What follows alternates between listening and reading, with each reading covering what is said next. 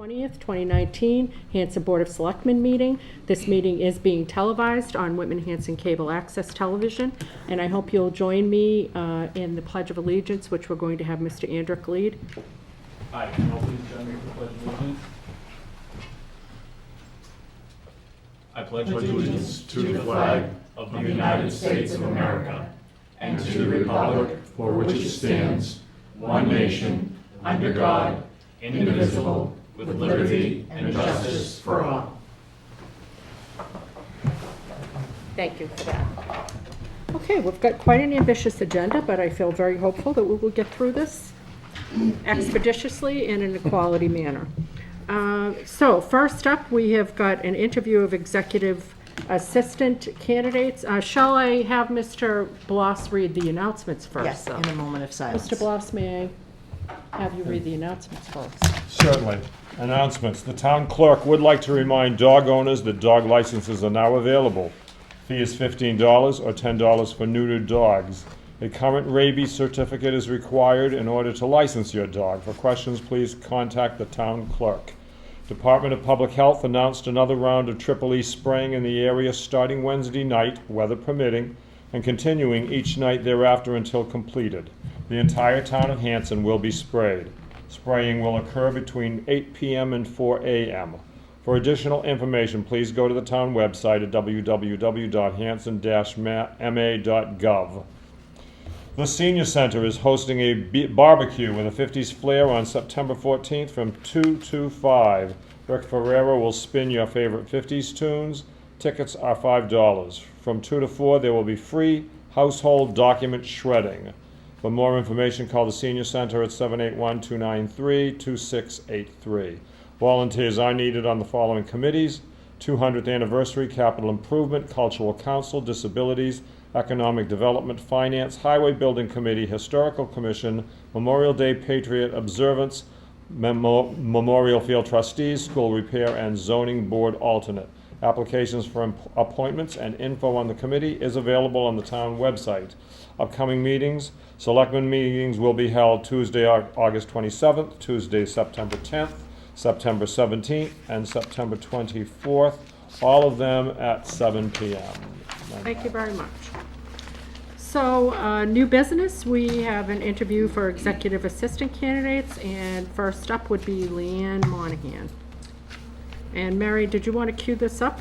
Yes, I just want to say a couple things. I've been told that there's been some concerns regarding the posting process, and the general bylaws requires that an internal posting be posted 2 weeks in advance to give preference to current employees. As we've done in the past, I checked with all the departments in Town Hall and at the Senior Center and asked if anybody was interested in my position, and everyone said no. So I posted. I sent the posting to all the satellite departments: police, fire, Senior Center, library, recreation, and water department, and we actually had an internal candidate who was interested. So she is part of the interviewees. We had over 36 applications, and the process we've used in the past is the department head, the town administrator, and myself at the time would look at all the applicants and then pick people we thought would be a good fit, and then look at them and decide. Sometimes we'd end up with 10 or 12 people, and we'd narrow it down. This is the first time we have ever done this, that Laura, Kenny, and I went through them at different times, and we all picked the exact same people. It was 5 people, we were good to go. So Kenny and I interviewed 5 people last Tuesday, and we brought... It's a very exciting announcement. That is it. We had to have some kind of music for it. Yeah. The drum roll would have been nice first, but... I had it on silent. Okay. So we're bringing forward tonight 3 candidates. All are well qualified.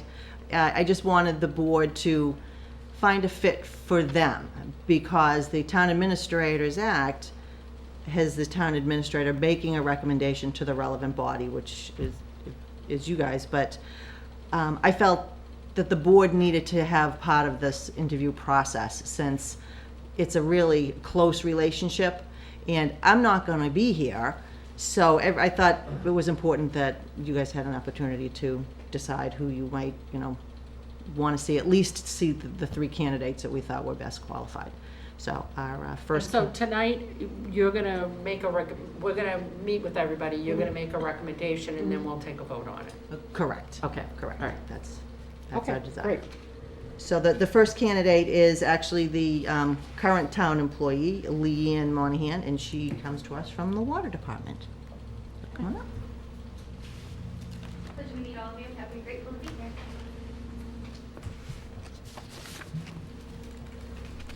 And how did we want to do this? Did we want, I me left, to ask these questions, or? didn't I give everybody like a list of questions? Yes, you did. I Yeah. did, okay. Yeah, you just Kenny, do you want to kick it off and ask the first question, and then I'll ask the second? Sure. Jen can ask the third, and then Wes can ask the fourth. All right, Leanne, you ready? I am. Tell us about yourself. Okay. Well, my name's Leanne Monahan. I worked for the town of Hanson for almost 6 years now in the water department on a part-time basis. I'm looking forward to the opportunity to serve the town with my talent, skills, and ability in a full-time position.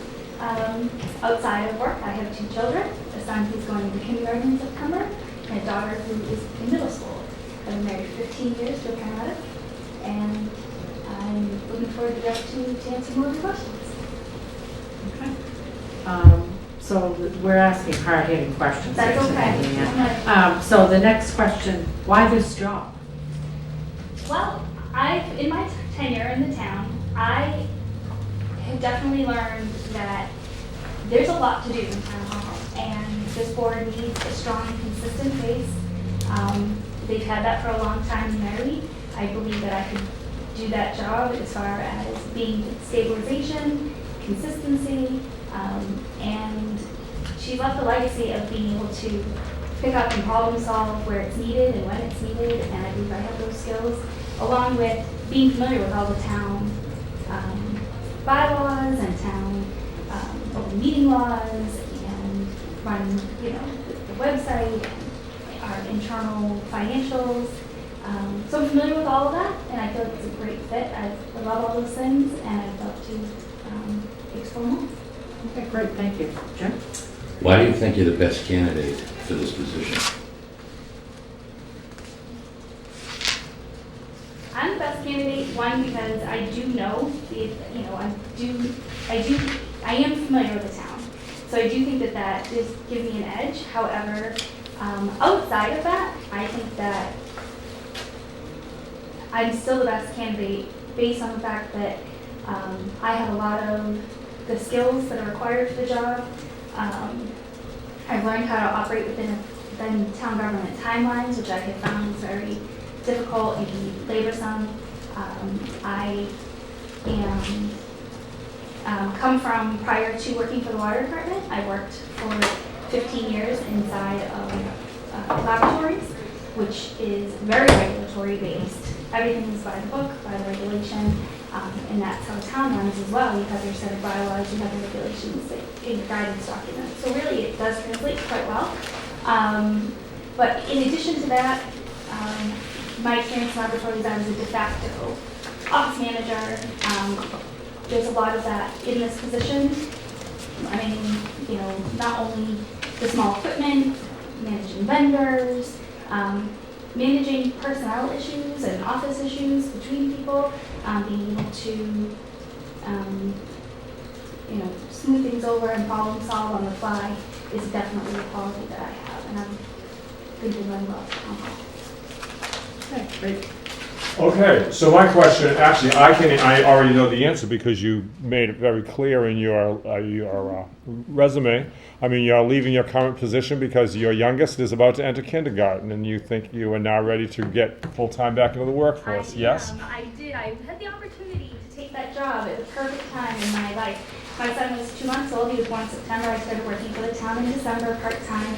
Went from a full-time job of 40 to 60 hours a week to just a set schedule of 25, which was perfect for, having 2 children at home. But I have an excellent support system other than just having an older daughter to take care of the younger one. We also are a multi-generational household. So there's 4 adults to 2 children in our house, which is fantastic. There's always an adult around. So even when I'm at work, I can be at work because we have a great stable home where there's many adults present. And my daughter's 12 and she's very responsible as well. So we have like 5 of us to the one kindergartner. So which is just about the proper ratio. So can I ask instead, I mean, I noticed so you have a degree in geoscience, and clearly you used your degree, you took that from the laboratories into Hanson's water department. Can you give us an example of something specific from your work in the laboratories or your degree that made your work for the water department like the hydrology aspect or something? Sure, something that. absolutely. I have a Bachelor's of Science from the University of Massachusetts, Amherst. Actually, my major was in political science, and my minor was in geoscience.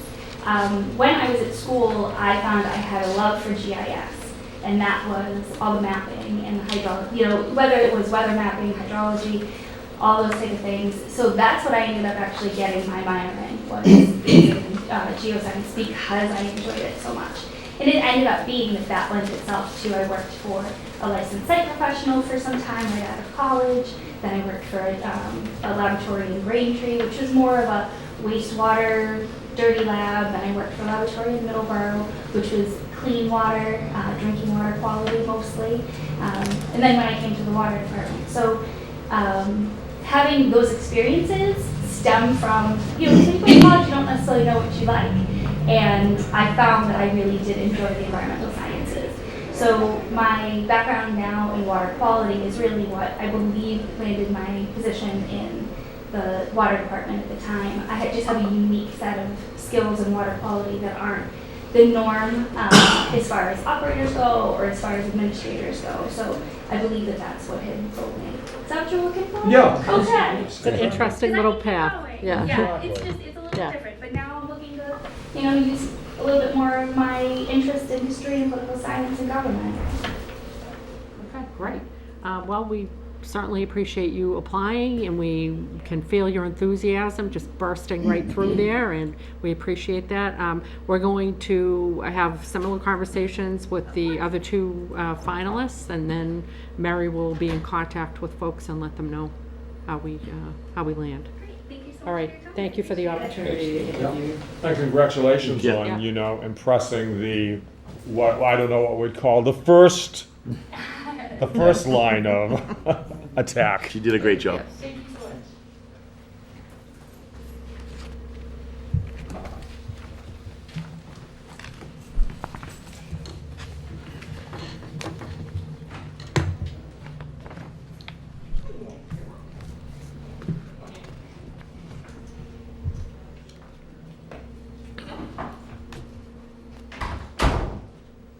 In Nicole, we have Wes Blas, Jim Linda. Laura Fitzgerald Kemet, and Kay. Nice to see you again. How are you? Good, thank you. Good. Hi, Linda. Thanks for coming. We've got a panel of questions, and at the risk of boring the audience, we're going to ask the same exact questions that we asked of the prior candidate. So, Mr. Mitchell, did you want to kick it off? Yes. Okay, Linda, tell us about yourself. So I live in the town of Hanson. I have for most of my life, moved out for about 4 years. We're down and born after I got married. I have 2 children, one in high school, one in middle school. I've worked for the town of Halifax for the last 25 years. Started off in the Board of Health, then the town clerk and treasurer's office, and now the treasurer's office.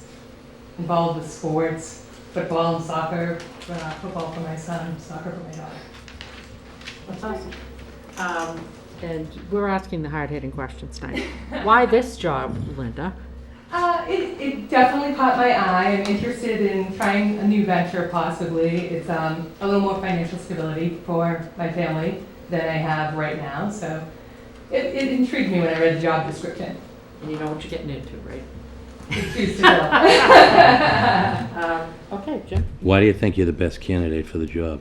I think I bring an extensive amount of municipal experience to it, as well as a high level of confidentiality with a proven track record for that, and good communication. And Mr. Bloss, last but not least. Okay, so I read that you've spent 20 years in Halifax. In February of '99, you began as the assistant town treasurer, and 5 months later, you added the assistant town clerk Yes. to that. The assistant town clerk and town treasurer came at the same time. They came, so I mean, so did you almost have a full-time position by working 2 part-time positions or 2 No, I assistants? actually did have a full-time position. I was hired on to begin with at 40 hours. So I was an administrative, well, first I was a fill-in in the Board of Health.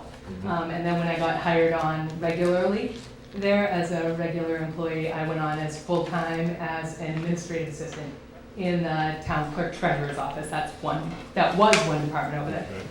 And then they eventually just split it, and that's why now it's just assistant treasurer, because they put the treasurer back with the collector and put the clerk on their own.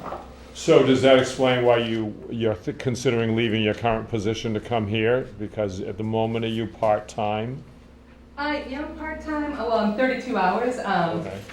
That was my choice to actually step down over the years. At one point, when my children were younger, I asked if I could go down to less hours and basically convinced them that me at part-time at that amount of hours would be better than hiring somebody at 40 at the time, because I had enough experience and could make it move a little faster. So they did that, and then I've kind of gradually stepped up my hours over the years. So right now I'm at 32. Not really a consideration as here, I'm happy there, but as I said, the job intrigued me, and financially it would be better for my family if I was over here. And so, I mean, actually, so you have had Board of Health experience, clerk experience, and treasurer experience? Yes. All right, well, we're thrilled that you applied, and, you know, it's great to meet you and hear all about you. We are going to interview the third of the 3 finalists, and then Mary is going to make a recommendation. We're going to vote on it, and you can stay, or you can, you know, wait to hear from us. It's up to you. Excellent, thank you. All right, thank you so much. Take it easy. Thanks so much. All right. Well, it was painful than us, huh? Take care. Thank you. We were a lot tougher.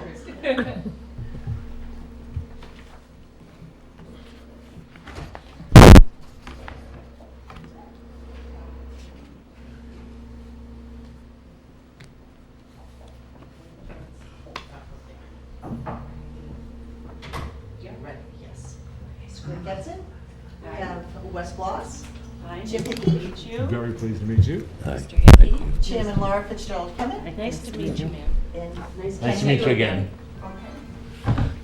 Okay, so Deja Vu, we have just interviewed 2 other folks. We've winnowed it down to 3 finalists, and we each have very hard-hitting questions. I'm saying that in tongue-in-cheek. Kenny, So I'll go first. You ready? Sure. Tell us about yourself.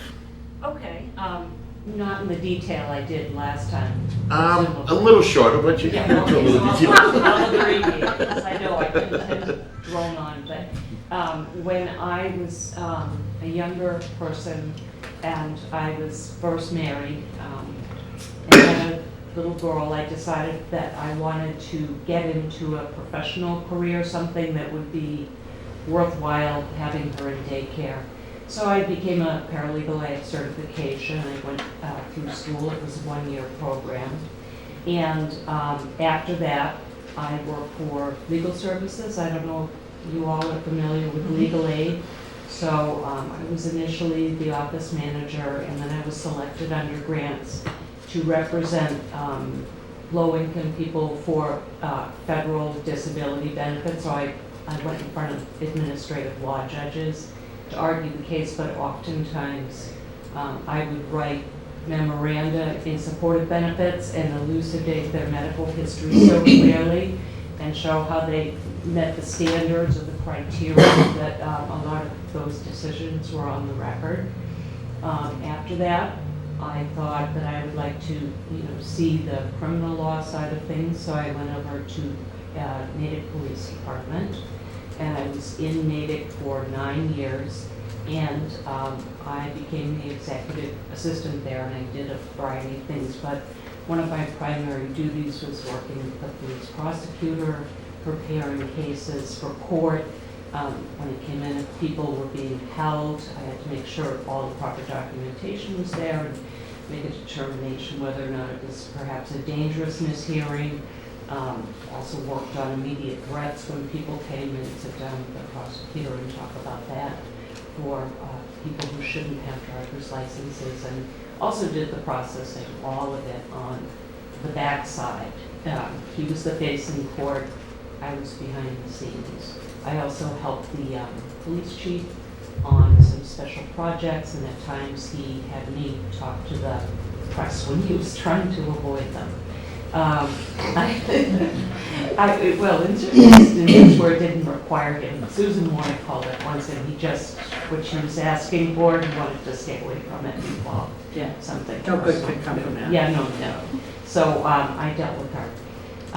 And also I started preparing a lot of the documentation for several of the lieutenants. We didn't have any captains, so there were 4 lieutenants, and 3 of them over time came to me because I was discreet and said, okay, can you sit down with me and I'll give you some information and you can ask me questions, whatever detail you need, and could you write a memorandum for me, or could you write a letter? Because I had good writing skills, and they took advantage of that, and I was very discreet and non-judgmental. And they never knew I was writing for each other. So they're all retired now, so I can say that. And then from there, I went over to the town of Dover because I wanted to increase the breadth of my municipal knowledge. I found local government really fascinating and important. So I went to Dover initially as their administrative assistant, which is essentially an executive assistant. However, just for the purposes of sensitivity for the morale of the employees, everyone who's in some kind of capacity like that is an administrative assistant. Over time, the selectmen grew to trust us. They were very comfortable because we were the first administrator and assistant who were there long-term. Before, it was 3 years and out for all of them. They were using it as a stepping stone to go on to, other communities and become managers. So over time, I think that we gained their trust. They saw that we had good judgment.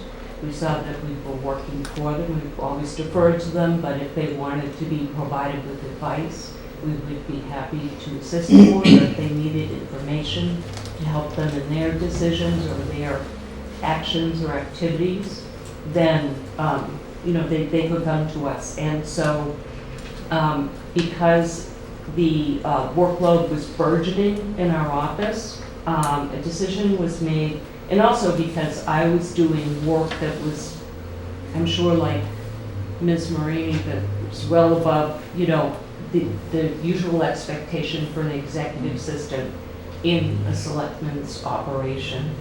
So I got reclassified to assistant town administrator in Dover, and I hired an administrative assistant to work with us, and we were very successful, and I worked in Dover a total of 14 years. How's that for a synopsis? Pretty good. Okay, thank you. It's so good that I actually lost track of where we were in the questions. I'm like, did I already ask my question? I couldn't. Why this job? Why are you interested in this particular job? Well, I will admit that when I was in Dover, what precipitated me leaving was that there was a person whose campaign platform for selectmen was out with the old, in with the new. And so that really was aimed primarily at my boss, but my concern was I would be guilty by You were part of the old association. So, side, right, yes. right, even though, Yeah. We're familiar Dover with that was, campaign. yeah, okay, but Dover, Yeah. we had professionalized it. It was a completely different operation from when I started. We went through very careful hires. We were able to, get the right people in place, and we just turned the whole town hall around. didn't resemble what I found when I got there. But I'm not really sure what his reason was, but I just felt like the writing was on the wall with that. So then I went to Westford, and that was not a fit.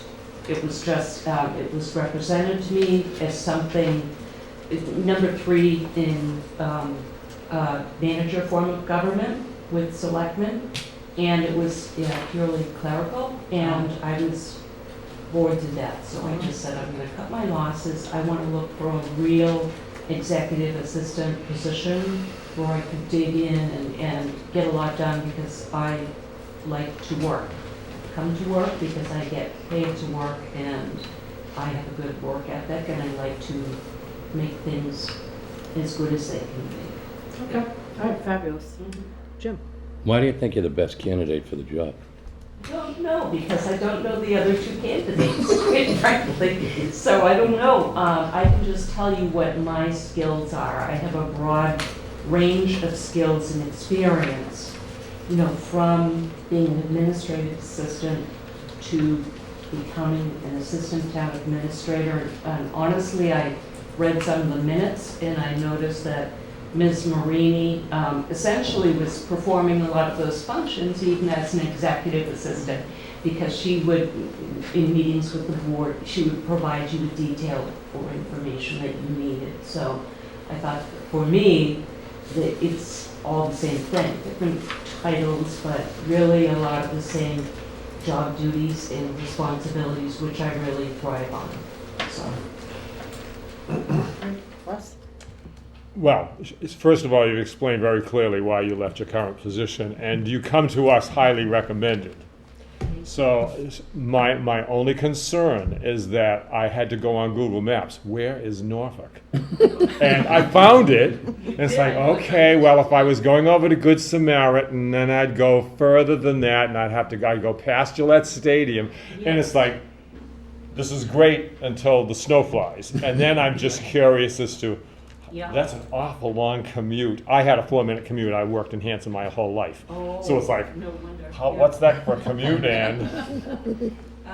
You know, I am not afraid to drive. I have a good all-wheel drive vehicle, and when I was in Westford, I drove 50 miles each way every day.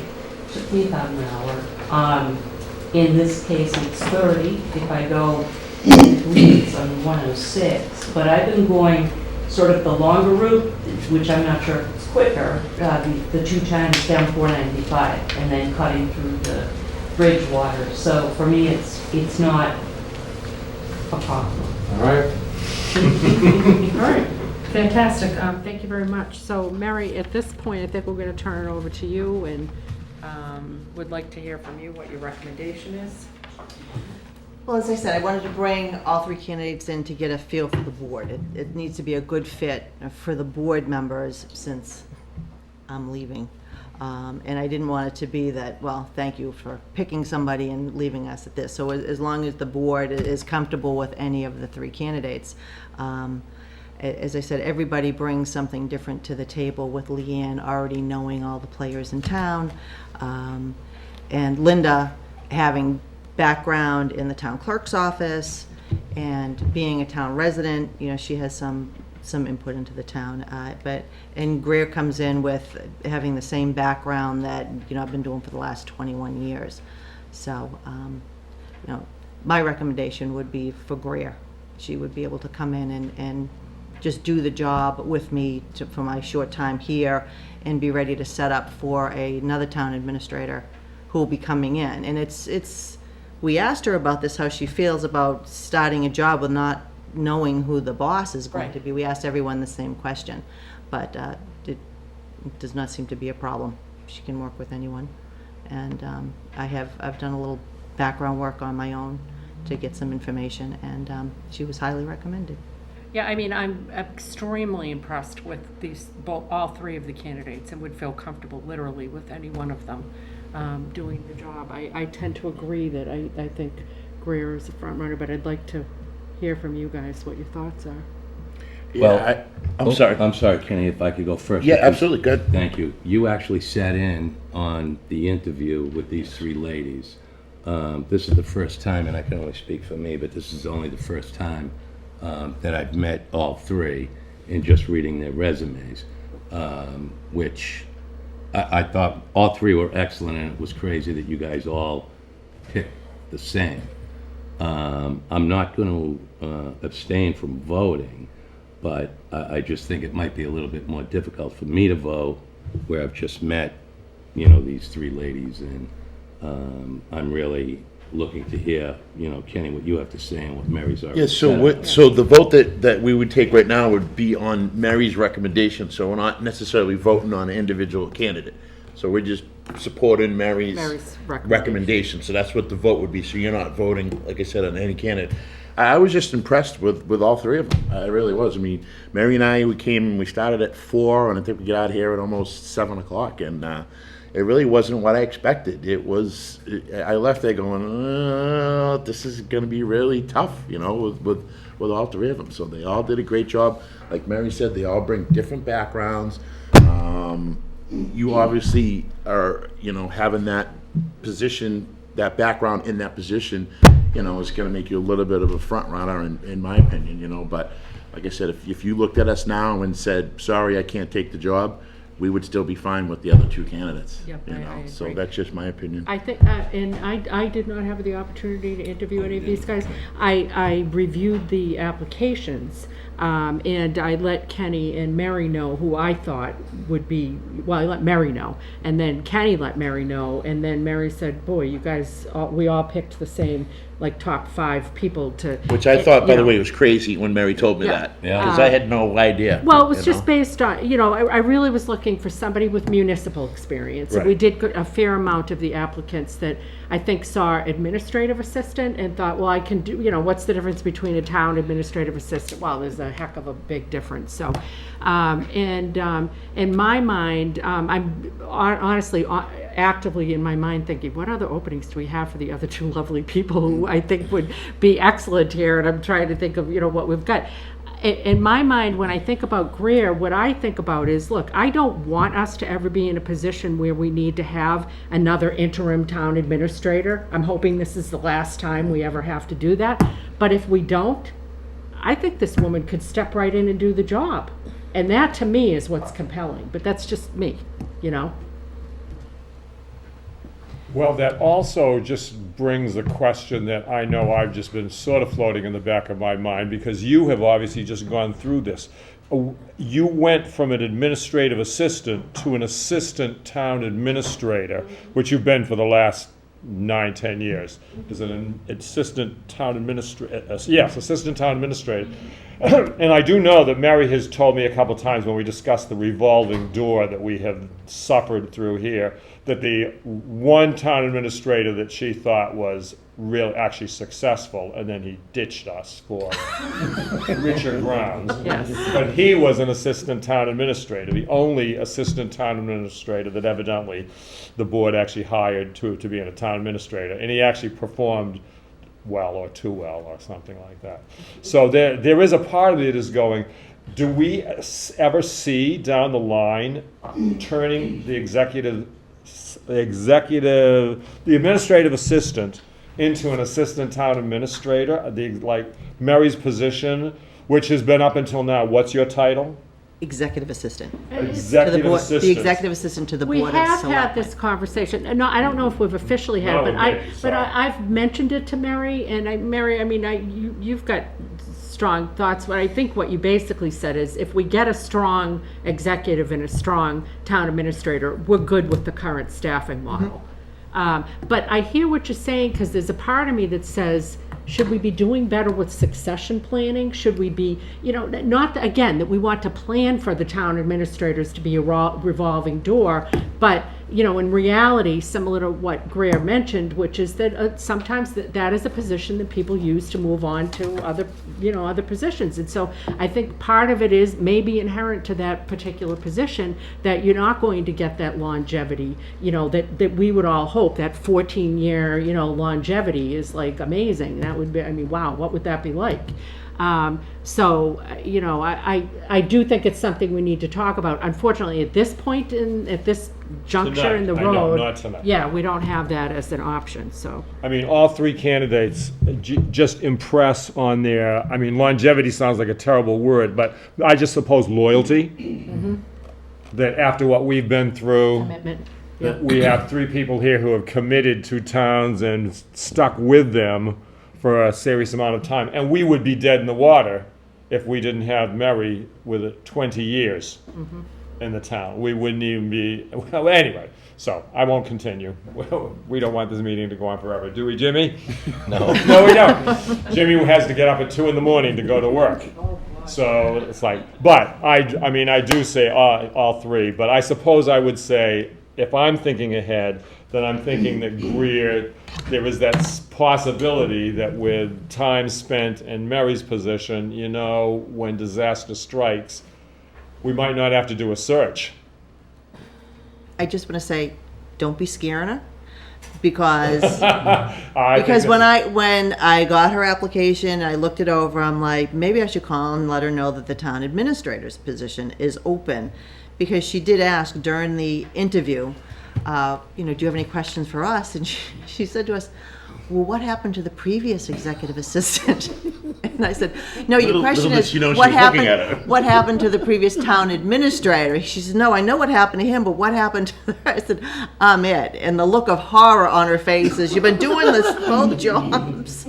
So she has an appreciation, but when I had asked, but during my little background work, why doesn't she want to be the town administrator?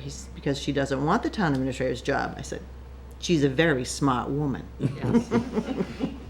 And she also said it would be an asset having you here if she was to get the job, to work under you with your experience here. And that's actually sequentially why we decided to do this the way that we did. Of course, the pressing need is to get the town administrator in, but with Mary's impending departure, and no matter what we've done to beg her to stay, it's just not, you know, she does have a life and she's planning on getting back to it. You know, we realize that having somebody that's skilled and has been trained in that position is absolutely critical to the success of whomever it is we bring on as the town administrator. And in fact, that's been the stability and will continue to be. And it's such an important role for, not just for that office, but for town hall in general. The staff looks to that as a leadership role, you know, both informally and formally. So we decided sequentially it made sense to fill that requisition first and then move on to the town administrator. So, did any, I would like to move to the vote. Right. Okay, and unless there was any other discussion that anybody had or thoughts. Okay, I'll entertain a motion. So moved. Second. Okay, all in favor? Okay, great. Welcome on board, and thank you so much to both of Congratulations. you You ladies. both, Thank you. very much. when she moves up, please make sure that you are close by, all right? Thank you so much. Thank you. And you will take the job, right? Yes, I will. Okay, excellent. Fantastic. I hate to put you on the spot. That's wonderful. If we haven't scared you off by now, you've passed the test. Okay. Thank you so much. All right. You're welcome to stay, and we will. Don't do that to her. No, I don't want to scare her off. I will be in touch tomorrow. Now, there's some discussion, it's up to the board how they want to move forward. The executive assistant's position is one of the few positions that we can actually have a contract with. So we can talk about that. I can check with Greer to see if, you know, you want to do that, or work within the wage and personnel bylaws. So we can work out the logistics. Yeah, I don't think and we've I'll come taken back. a vote, but I think when we anecdotally kind of discussed it, it seemed like we did want to explore the contract avenue. Okay. So I think we'd want to explore that, and obviously, yeah, make sure that that's agreeable I'll give you for a call Greer tomorrow. as well. Okay. Thank you. You're right. welcome. I thank all of you. Thank you. Thank you. We look forward to working with you. Thank you. And Leanne and Lisa? Yep, and Leanne and Linda, thank Thank you you, guys ladies. very much. Linda, Thank I'm you. sorry, Linda. Thank you. Thank you. Pleasure. Thank you. All right. Good luck on 106. yet to Just- try that one. Just remember, if it snows a lot, who you calling? Yeah. Are you guys He's retired, he'll come get trying you. to like talk her out I of was this or chasing what? up Are the we? top of Google Maps going 27. Oh my gosh, this is like, Okay, she now we'll go starts down to tomorrow at 106. 9. Oh my Yeah, right. gosh, this is like, Like Jim said, you start tomorrow at 9, see you in the morning. yeah, all right. All right, everybody. All right, thank you. Take care, thank you.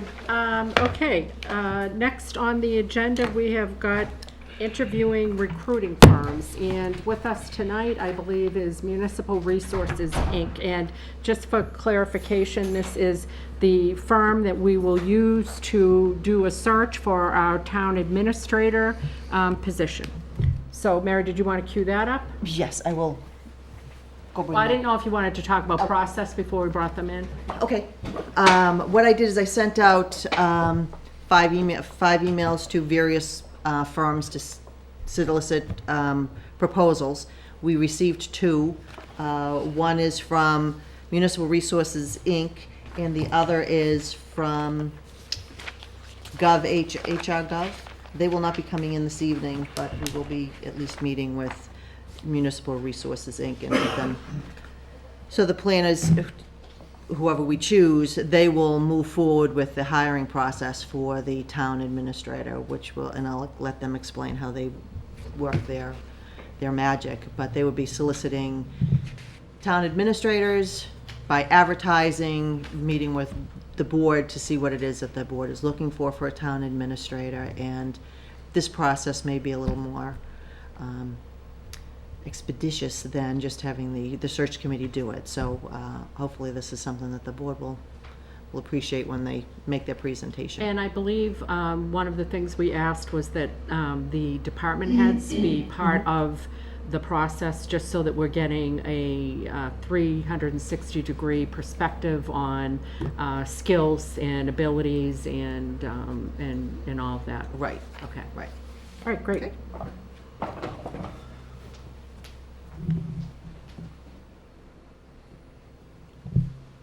And then you will be next. And thank you for waiting patiently. Maybe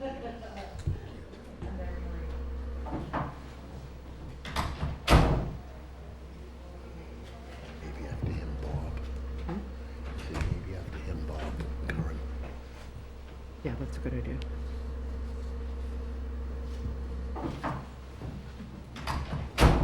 Board of Selectmen, West Bloss, Good evening, nice to meet you. Alan, nice to meet you. Chairman Laura Fitzgerald Kemet, and Vice Chairman Nice to meet you. Kenny Mitchell. Jimmy. Laura. How you doing? Kenny Mitchell, nice to meet you.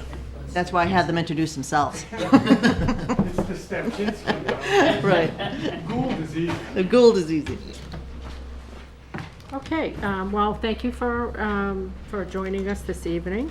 And as you know, we've put out the RFP for the purposes of hiring a town administrator, which is probably one of the most important jobs that this board will do, if not the most. And so we really need to have somebody we can count on to be thorough and to try to winnow down the candidates to people that are going to be appropriate for the town, for the job, and all of that. So with that said, I thought I'd kind of just let you guys give us a brief overview of how you would approach this and what your services include and that type of thing, and then we'll open it up to the board for questions. So I'm Alan Gould, I'm president of the company, and I've been with the company for 10 years. The company's 30 years old. We specialize in New England. I think you've probably seen from our client list, we've had some really nice clients. We tend to be pretty selective in the processes that we're doing for. You'll see that most recently we've done Lexington, Concord, Acton, Bedford, North Andover. We just finished Wareham. Some very nice places. I think they all give us good references. We did Hanover just last year. I did Kingston probably 6 or 7 years ago, bought Fantasy. And we've done work in Carver, no recruitments there, but we just completed a couple of projects for them, town school consolidation. So, in Dayton, we did Dayton, not too long ago, we were one of the smaller communities. So, I think that I don't think that there's anybody better in New England And I like to say that we actively recruit, we don't just sit back and wait for the applications. And that's where Buzz and the rest of the team really come in, because they know Mass, really well, because they've spent so much time in local government here. I've been doing recruitments in Mass for 10 years, but I don't have those kind of connections that these folks do. Everybody's, they all work for MRI, so it's not like we're following people from, hey, can you do this with you? Yeah, this is what we do. I liked your RFP because it was rather straightforward. Sometimes we get pages and pages of an RFP, and it always makes you think that maybe the people that hire us think that they know how to do this, maybe better than we do. So I appreciate kind of straightforward RFP, and they give you kind of a straightforward price when the price is. And I think that one of the advantages with us is we do so much in New England that we know who's available, we know who's out there, we know who may be looking, or who may be ready to look. And I can cite a couple of instances right off the top of my head. One is that in Hanover, as a matter of fact, Joe Colangelo was in a process that I had probably 6 years ago. Didn't think he was ready for that appointment at the time, and he was from way up Burlington, Vermont. And when Hanover opened up, I remembered him from that process, thought he might be ready for that, contacted him. He just became one of the 40 or so candidates we had. Steve Bartha is somebody that we met in Connecticut when we were doing recruitment, and he's replaced probably 5 or 6 years ago now, the 35-year town manager in Danvers. So those are, I think, the advantages that we have. We know New England so well. We don't just do recruitments, we do organizational studies, consolidation studies, we do internal investigations. So what we would do for you is a rather straightforward process. We'll tailor the process to exactly what you need. I saw this as an opportunity to go forward with this, allow us to do kind of what we do best. And I say, hurry the process. We move through the process deliberately, and we won't let any mistakes be made. And we do everything from drafting and posting the ads to what we call a comprehensive background investigation. Can we pause right there and could you tell us what a comprehensive background investigation encompasses? It is it's sure. So I'm a retired police chief, and we have a very extensive police group that are employees of MRI.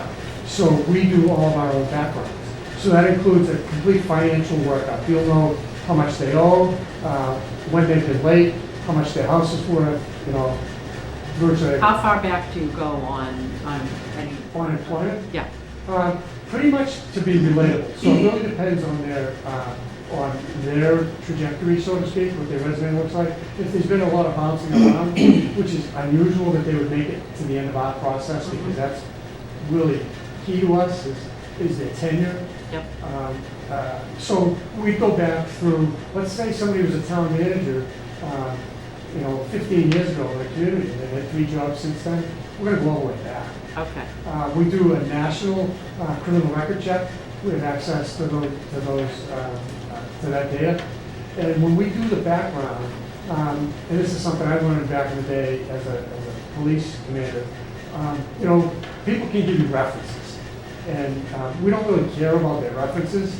So I used to joke with people and say, okay, so if I was going to call somebody at this place of employment, who shouldn't I call? Who shouldn't I speak to? And they'd laugh and they'd give me a name, and who would I call? That's who I'm going to call. Because we refuse to make a mistake, just to be honest with you. It's our credibility, it's our reputation. If you look at our client list, you'll see that we've done multiple projects for the same client, and that's because they come to trust us. So whether it's I can think of communities where we've done town manager, police chief, fire chief, police captain. We've done all of those over consecutive years, and there's a reason for that. So our job is to make sure that you folks don't make a mistake when you make your hire. We won't put anybody in front of you that wouldn't be a good hire. And then it comes down to personality and fit with what you're looking for with the community. And in terms of once you do go through that process and you've down selected and then the town selects, what kind of tenure are you finding from those candidates? Because to me, that's the true measure, right? Because you're taking the time to find the right person because it's so critical. any position, but in particular this position, that I think a lot of times people can be hasty in hiring and then you pay for it later. So what kind of tenure are you looking at of the people that ultimately get placed through your process? I think, and it may be stated in there, but I think that virtually every recruitment we've done in the last 4 years, all those people are still there. And we have a commitment to you, guarantee, warranty, if you will, that if they don't last a year, we'll do it again for free. I've never had to do that. There have been probably 2 processes I can think of where we did the advertising, we did the ads run for 30 days, as we typically suggest, and I didn't like the looks of the candidate pool at that point. Because you're only hiring one, but I don't want you to just have one to pick from. And I've gone back to the client and said, you know what, I'm not thrilled with this pool.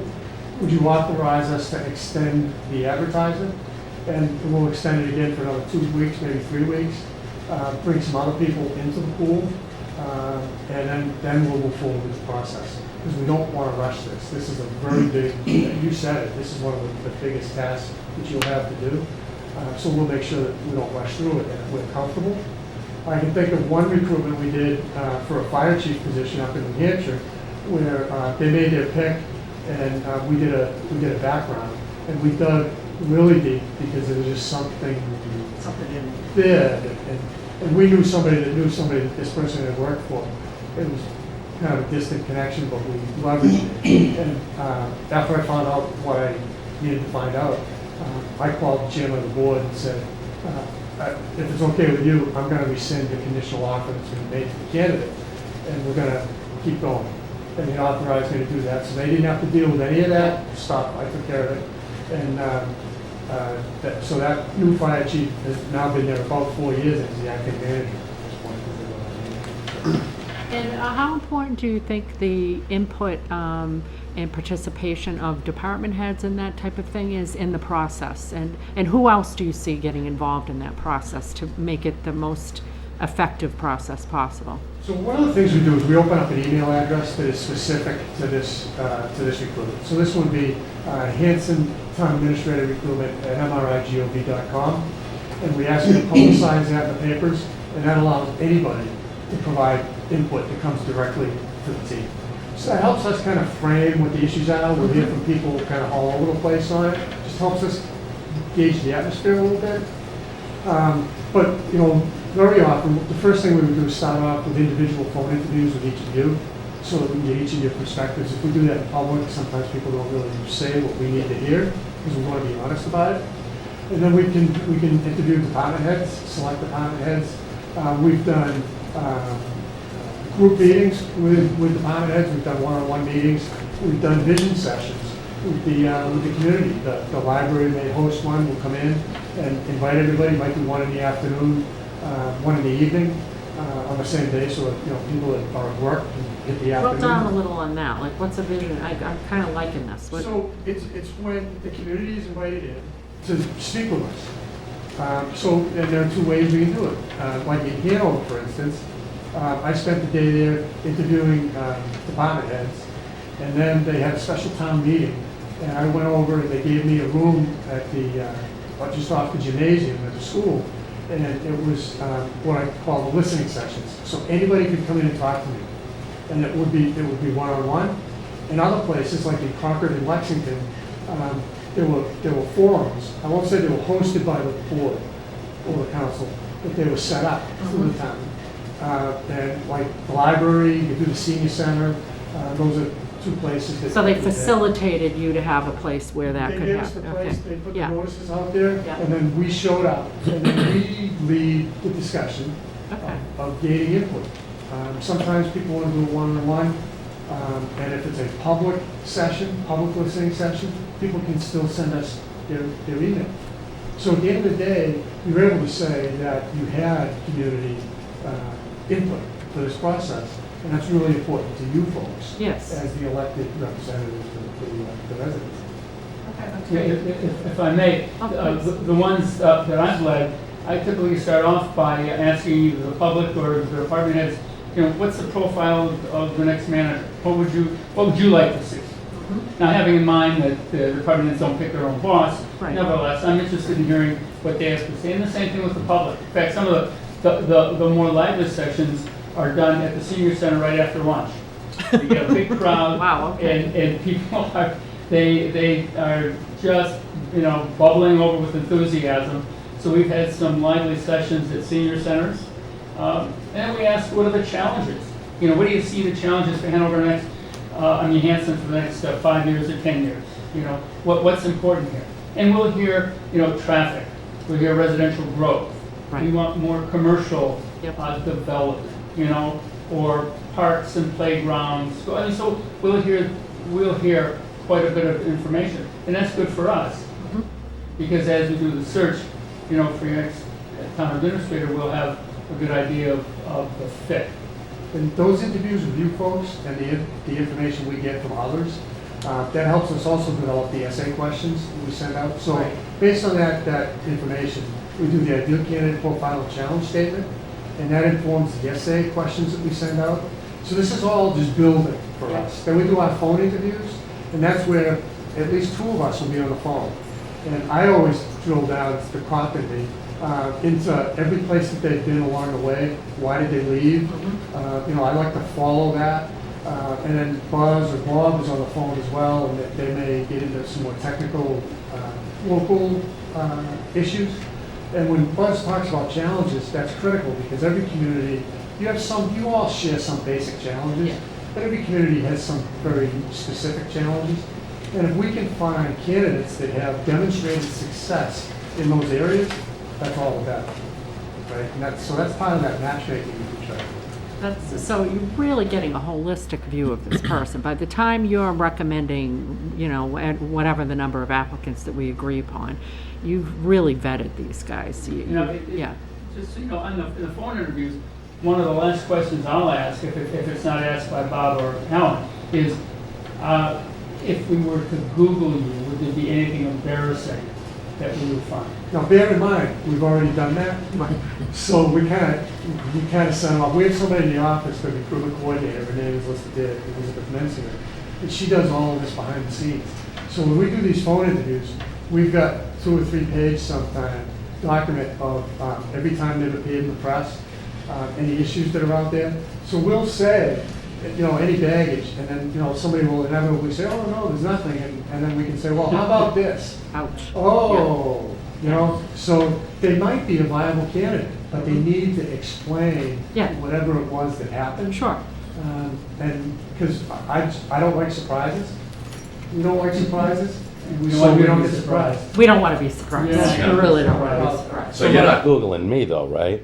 That would be a haven't yet. candidate. Okay. I have a question on too. Yeah. Quick on the background check, because I do believe, like Laura, that's extremely important. At what point do you do a background check on a potential candidate? Once before you give us 3 or 4 or 5, or when they initially apply, at what point do you start the background check? So when we send out the essay questions, we do what's called a preliminary background check. And that's when we start checking the internet, the databases that we have available. We don't check references at that point because we want to do that post-conditional offer. Okay. Because that protects you from claims of discrimination. So, we would guide you through a conditional offer of employment. And it's a very simple 1-page letter. There's no salary or anything involved. And it says, by signing this, I'm expressing my intent to move forward with the process and authorizing MRI to conduct a background investigation. Okay. So that's when you're focused on one candidate at that point. By then, we know an awful lot about that candidate. Right, okay. I've only been surprised that one time on a fire chief process. Because I know it's a big expense to do an extensive, It is. It background. costs us a minimum of $1,000. That's what I paid to get them done. So it's pretty expensive. But the main reason we don't do it before that is just HR policy, is that you don't do it until there's a conditional offer. Because you could find something out about any of those protected things in a background that once presented to you, you could decide not to hire this person. And it might be for all the right reasons, but they could misconstrue it. Oh, they found out about this about But if you don't have that information. If you don't have that information, nobody can ever come back on you. So whether we're doing police chief, fire chief, town manager, finance director, whatever it is, that's our policy. Unless we get a specific written waiver from the town, because you would have to defend the lawsuit and the candidate to proceed. But in the 10 years that I've been doing this, it's never been an issue. Yeah, one more thing. The other thing too is, in my opinion, compensation's been an issue for our past town administrators.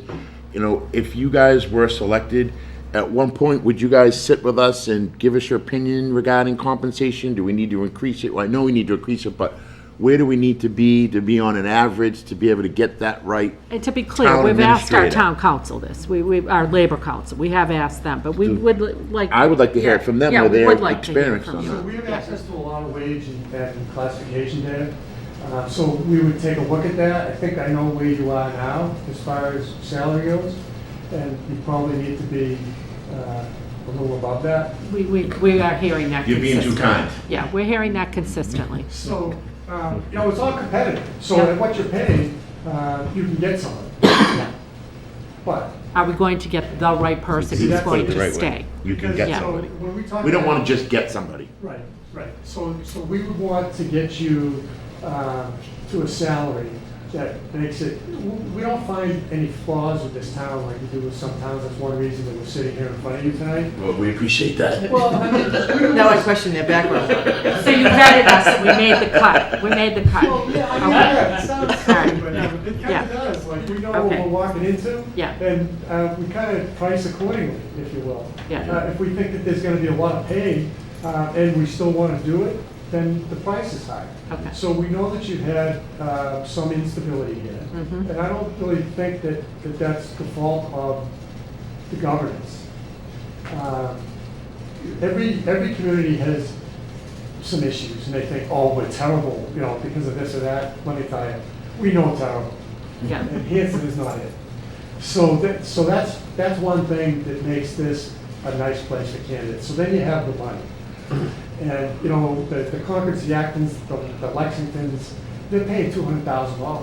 You're not gonna do that here. And we're not them, we don't have the same tax base, we're a different town, Right. but we recognize we might need to move the needle. So Yeah. it's finding, and we always like to post a number in the ad. We keep it rather simple, and we like to say salary range 2, and then put the top of the number that you could possibly offer, because that's gonna get the attention of candidates. Now, if you got the perfect candidate, with all the experience, everything you want, could you go to that number? Maybe. But on our phone interview, we also make sure that everybody's, that they understand what's being offered. And I can say, I can't think of a recruitment we've done where the candidate selected by the board or the council was not signed. That's because we've made sure that the expectations are realistic, and we do that in that phone call. Okay. And we did one recently where we got to that point, and I knew what we were offering for the town, I knew what the top range was, and they were looking at, I think it was 15,000 over that. And I said, then this is the end of this conversation, because they're not gonna pay that much money. Did you read the ad? Yeah, I read the ad, but I thought, you know, well, you thought wrong. Yeah, You know, and we took care of that at that point. That's the right place to do it. okay, because the last thing you want to do is have the perfect candidate and then have it all fall apart, That's because they've exactly got, right. you know. I don't want you to Yeah. fall in love with a candidate Yeah. and not be able to seal the deal. Yeah, And when push comes to shove at the end of these things, sometimes we have to do a little more intervention than other times to make sure the candidate understands the value of the opportunity here. Right. And sometimes there's a younger demographic that we're seeing now taking a lot of these positions. Maybe there were some expectations that their experience, their little experience has more value to it than it does. So sometimes we have to kind of create reality for Yeah. those folks. But we've always, and somebody giggled like that, trying to be nice. So anyways, we've never had it fall apart that time. One more quick question. What's the average amount of candidates for a town administrator that you bring to a board of selectmen? To the board for the Yes. final decision, I'd say 3 to 4. that's, 3 to 4. that's what Thank we you. would, but that's what we Yeah, kind of talked about. exactly what- Yeah. To me, 3 is ideal. Yep. But if there's a 4th that's really close, that decision is, we Yeah. want you to make that decision, not us. But generally, there's a pretty steep fall off when you get after. That sounds about right, Thank you. don't you guys? Yeah. Guys, Wes, Jim? I was gonna ask about the money, but Kenny already did, that's. Sorry. Kenny No, that's stole your fine though, thunder. Kenny, Yeah. But we know we gotta go up. It's Yeah. been an issue. It's been an issue, and we all recognize that. We've been talking about it, so, Yeah. you know. Berlin is a much smaller community, probably about half the size.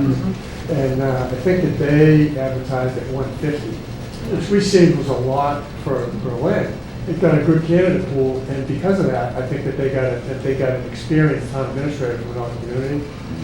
So I think that, and I don't think that they ended up paying them. I'm sure you guys already know this because clearly you've done your homework, but we do have a regional school district, so there is that factor that isn't something that, that the town administrator is going to be dealing with that budget. That may be better or worse depending upon, depending upon the day or the year. Yeah, so, there's still involvement, but they're not in total That's a good point. control. So, Collaborative, yeah, so, I just ask that when you guys look at it apples to apples, as much as you possibly can, recognizing that there's differences. But as I said, we are talking to our Labor Council to get a little more, and we'd certainly like your input on that factor as well. Mary, where are we at? Should we be entertaining a motion, or? You can entertain a motion. When You I say have, we, you have I- the other, the paperwork from the other respondent to the RFP. If Well, you- I mean, I can't only speak It's- for myself, but they're not here. What I did not like about the other RFP was they're from Illinois. I really wasn't feeling a local presence from them. There's a substantial price difference, and I That's wasn't it. really completely convinced we were Yeah. getting a better product, in fact, even a comparable product. I agree So with I that. couldn't even, it really wasn't much of a contest in All my right, mind. So, can I make a motion? Yes. Yes. I move that we contract with Municipal Resources Incorporated. Yes? Do I have a second? Second. Okay, all in favor? Okay, well, thank you, gentlemen. Thank you very We much. look Thank you. forward to working with you. Appreciate it. And, yep, and our interim town administrator, AKA the fabulous Miss Marini, will be in touch with you. And, We'll get you a draft contract, and we'll start setting up interviews with you folks. One of the questions that wasn't asked, how long do you think this will take? So- Just so you know, my plan was to retire in December. When? No pressure, no When? pressure, December. 19? I thought I saw that it was a 3-month She sound like process. my husband. So I'm into Saco, Maine right now. We placed that ad 2 weeks ago, and my goal is to have them, they want somebody picked around the end of October. So I generally say it's 60 to 75 days. If we're not working with search committees and stuff like that, we're just allowed to do our job deliberately. We should have candidates to you in about 60 days, 60 to 75 days. And then the only thing after that is it takes about 2 weeks for the background. During the background investigation, we're negotiating, I'll help negotiate the person into a contract. And at the end of that 2 weeks, the contract should be pretty solid as far as you're concerned. Council will look at it, right, your council. And the background will come back. We'll give you the thumbs up that the background's okay. Everybody can sign the contract. Then it's a matter of how much notice they have to give a current employer, if that's Okay. 30 days. So, Yeah. couple of things to unpack there. You're not saying that you've got a contract that we would use for, No. okay, because we, of course, would have our own I contract, yeah. recommend that you get that from Okay, council. yeah, But sometimes we have to help get the candidate into that contract. Okay, gotcha. Facilitate. Kind of explain it, and whatever. And so is it reasonable for us to be extremely hopeful that this could happen? I know Mary wanted to retire in December, but by January 1st. I would hope, I would Worst hope you'd case have somebody scenario. here Okay. around December 1st. Okay. Well, you have holidays too, Right, and it was So, just, you I wanna be I realistic. didn't expect to be able to be out of here in December, but, just, as long as you didn't tell me June, I think we would have I been think okay. that that's very Well, we realistic. could create a new title. You could stay with the two new. But we people certainly don't want to for rush the another month or process two. by any means No. either, No, you know? so let me just talk about that for a second, if I may. The longest period of time is the 30 days that we like the ad to run. So one of our primary things, without even talking to you folks a lot, doing those interviews, would be to draft the ad. We draft a lot of ads. We do them for all of our positions. It's kind of a template that we use a little bit. So that can be drafted, within a number of days. So we like to get that, we would get that to you and then distribute it however you see fit. We meet again next Tuesday, so if we can have it. So if we could have, and if the advertisements are relatively small, because most of it's done on the internet now, on the print ads or actually the internet ads too, sometimes you pay by the word. So what we do is we do a rather small ad and we drive them to the web page that we create just for this recruitment. And there we'll have posted some documents we'll ask you for, job description, budget, some of that stuff, so that they can go to our website, get the link and go right to that, help them make up their mind whether they want to be in or not. So the sooner we get the ad placed, that's really when the meter starts running. And I'm not going to hold up, if you've said yes, I'm not going to hold up the formal signature of a contract to do that ad. We'll do the ad and we'll get it going for you. Because that's the 30 days. We'll be corresponding with candidates, we'll be actively recruiting candidates, but everything's pretty much on hold during those 30 days. As soon as that deadline passes, within probably a day or two, we've decided who we want to move to the essay phase, which might be between 12 and 15 candidates. Then there's about 10 days, depending on how it falls on the calendar, 10 days to 14 days to answer the essays, and a week to score those. Then we go right into the phone interviews. So that's how deliberately we move through And I this. think we would like to definitely have department heads. We've talked about that. We think it's very critical. We've got some excellent folks, and we really want them to be part of the process. Maybe when they get down to the 3 or Yeah. 4. Yes. At that point. Well, when you're interviewing about what type of candidate we might want. Probably want to do that up Yeah, front. yes, And, yeah. there is some distance for us to travel. Whenever we have to go through Boston. So what I'd ask is that we maybe set up a day where Buzz and Bob or a couple of us could come down, have scheduled meetings Okay. with the department heads. Yep. Very good. And that would also be a great day to do if you were going to have a public listening session. I think do you guys agree we'd like to have the public? It's not gonna hurt. Since- If you can pull off Yeah. a marathon day, Yeah. we're That's game. what I was thinking. Yeah. That's good. And Yeah. another thing too is when he was talking about, you got town meeting coming up, and maybe you can stick them in a room, on that Monday night. I don't know, but it's definitely a good idea. Yeah, I mean, I like the idea of a marathon day, and we come down right after the commute, do the department heads. Yep.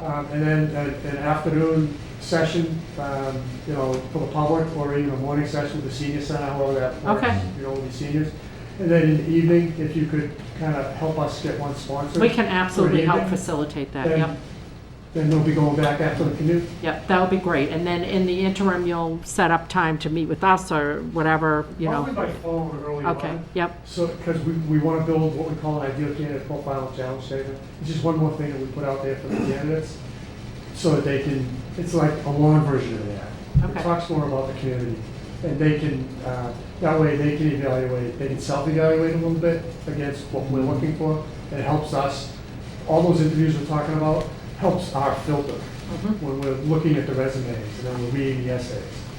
So that's really important, those up towards the front end.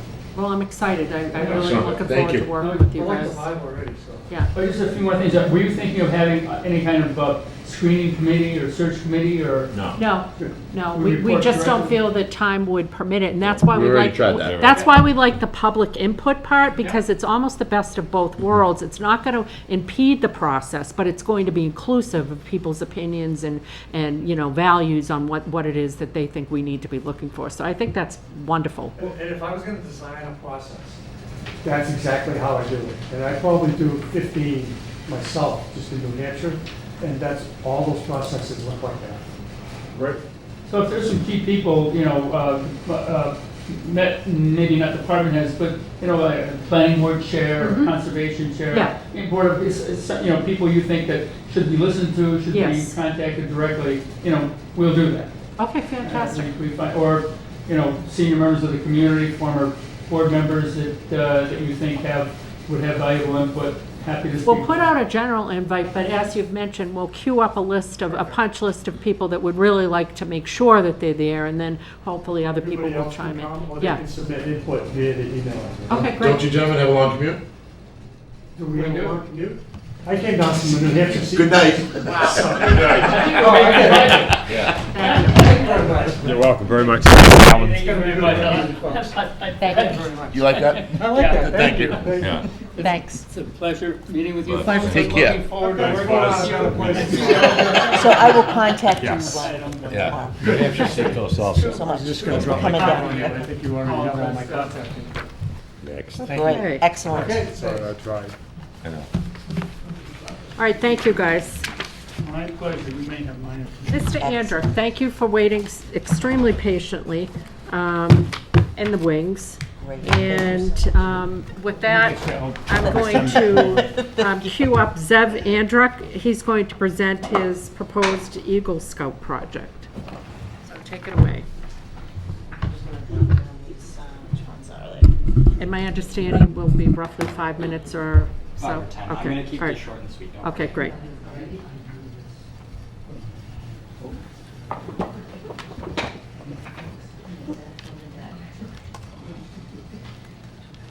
This is a very weird version of PowerPoint.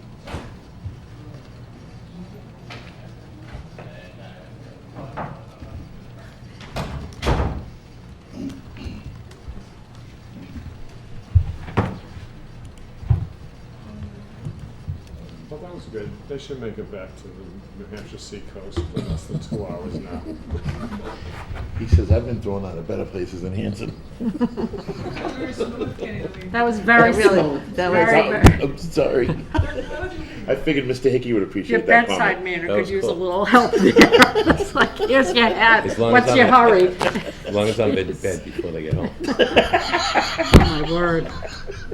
All right, so I'm Zev Andrew. I'm from Troop 68, Hanson. I know most of you, Mr. Bloss, from being my brother's science teacher. I played in the marching band with your son, Matt. Okay. I've been in the same troop as your son. I'm yet to meet you. Nice to meet Very you. nice to meet you, young man. All right, so my project is working on the Bay Circuit Trail, the almost 3/4 mile section that goes through the town forest. So, basically just going through, we're just gonna be looking at the trail, the project goals, the obstacles, our physical obstacles, the fallen trees. Reason for use of an off-road vehicle for the project specifically. Wetlands permission, which is covered by the blanket notice of approval, which I have to obtain the permit, and basically a budget summary. So, to look at the trail itself, it passes through 2 zones of wetlands, and the trail itself is about 0.68 miles. And going through, it needs a lot for it to be an active hiking trail, but with what we have in store for it, we believe we can get it done within a matter of just under a month. So, to complete this project, we need to first off clear out the trees and the shrubs from the portions of the trail. I walked the trail with Mr. Clemens, and we marked off any trees that we need to mark, cut up, and move away from the trail. And he also is donating all of the 4-inch Bay Circuit Trail markers and 2 larger signs for the parking lot by the sports fields. Great.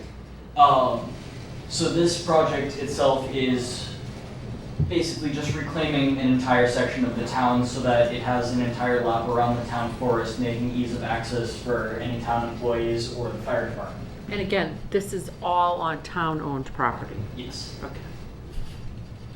So with the project obstacles, I covered that it is a decent sized trail. It's just under 3/4 of a mile, so we'll have to have multiple people spread off.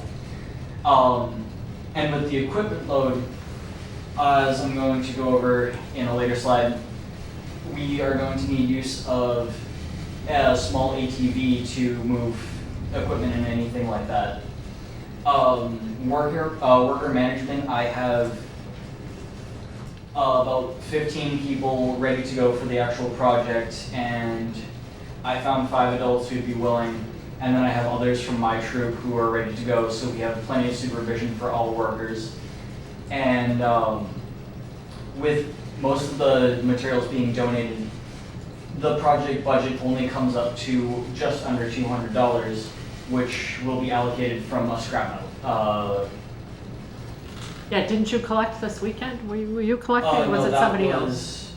Bottles and cans. Yes, that was Matt Avery. Oh, I'm going to okay. be doing just scrap metal. Now, the primary reason for you coming, in addition to it being on town-owned property and needing the permission, is the use of motorized vehicles in a conservation area, which requires permission from the Board of Selectmen, right? Yes. Okay. So I talked to Mr. Clemens, and the reason he liked that idea of using the one we have available to us, which is a 2006 Polaris Sportsman 450. So it's a smaller wheelbase and wheel width than the fire department's Polaris. Oh. But we'd be able to measure it and make it so that the actual trail, since it's an entire loop going around the forest, would be accessible past the gate to the fire department in case there was any form of emergency out there. That's great, yeah. And also it would be specifically to pull out any logs from off of the trail, just because a lot of them were going to be a lot too heavy for me or any of the other scouts to lift.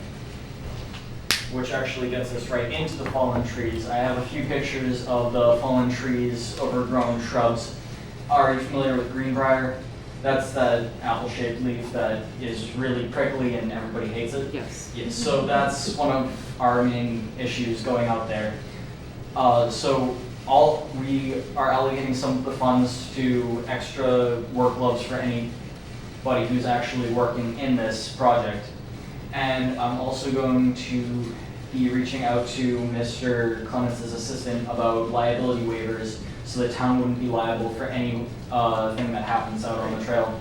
And I'm also working on the troop getting a liability waiver just for the troop for all of our people that will be doing work. As I already covered, we do need use of an off-road vehicle, which I would need permission from you guys. It's a smaller vehicle, and it's actually registered through South Dakota, so it has a valid motorcycle registration and license plate if anything is needed for on-road use or simply just moving it. Is there insurance on it? Yes, it is. So next is the two sections of wetland. I've been talking to Mr. Clemens about small footbridges that can go in the area, constructed of 4x4s and 8x4s. Not a conventional bridge, but steps every 1 to 2 feet, just to allow people to get across without getting completely soaked and to prevent them from killing any of the native species. So, with the actual budget, it's only being allocated to the absolute needs of the project: spare gloves, tools, gasoline for any adult-operated equipment, chainsaws, digging apparatuses for planting the signs, and the actual ATV specifically. And just anything else that can't be donated or hasn't already been donated to us will be covered by the excess funding.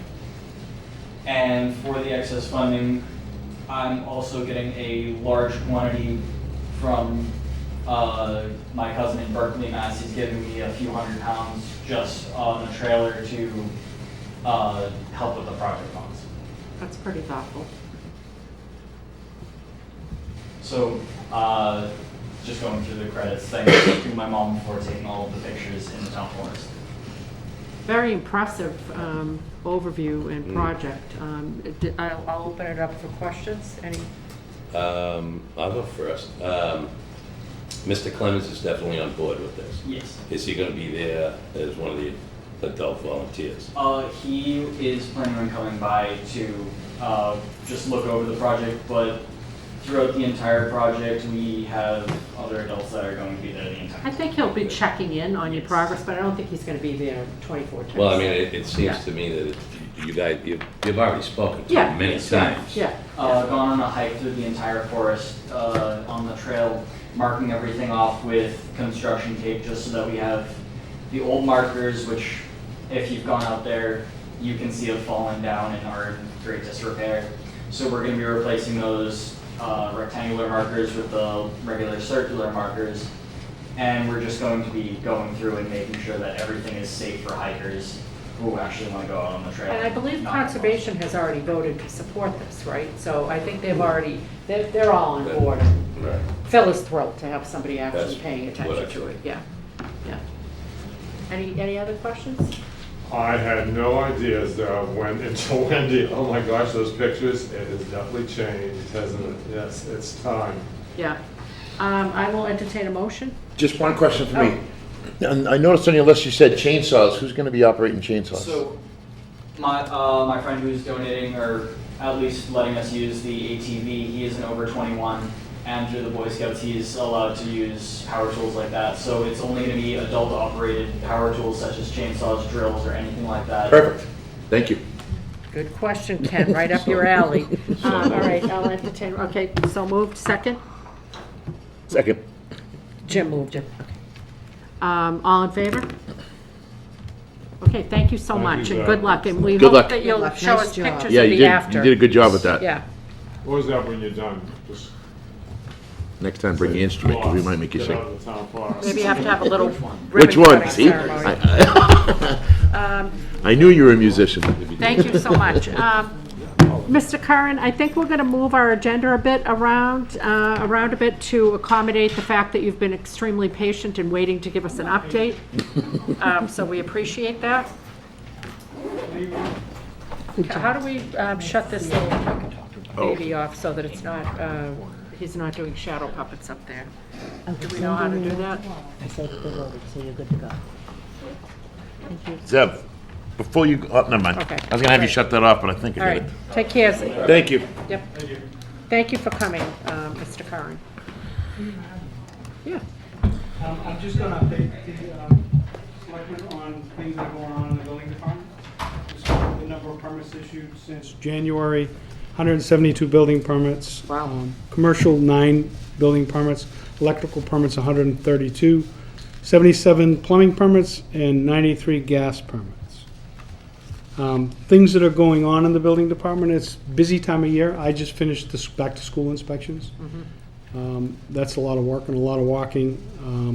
We have several properties that we have actually asked the Attorney General's office for help. It's the Abandoned Housing Initiative. And we have 8 properties right now, that, including 519 County Road. I was just gonna ask, the one in, like, up near Shaw's there? And that's Yeah. one I've been working on since I Yes. started here. Yeah. And so finally, we contacted the Attorney General's office, and they were really helpful. They brought it to Housing Court without us spending any money. And the Housing Court judge assigned a receiver to it. Wow. And they approved the budget. And the house has been torn down, and now they're coming up with plans to build a new house on that site.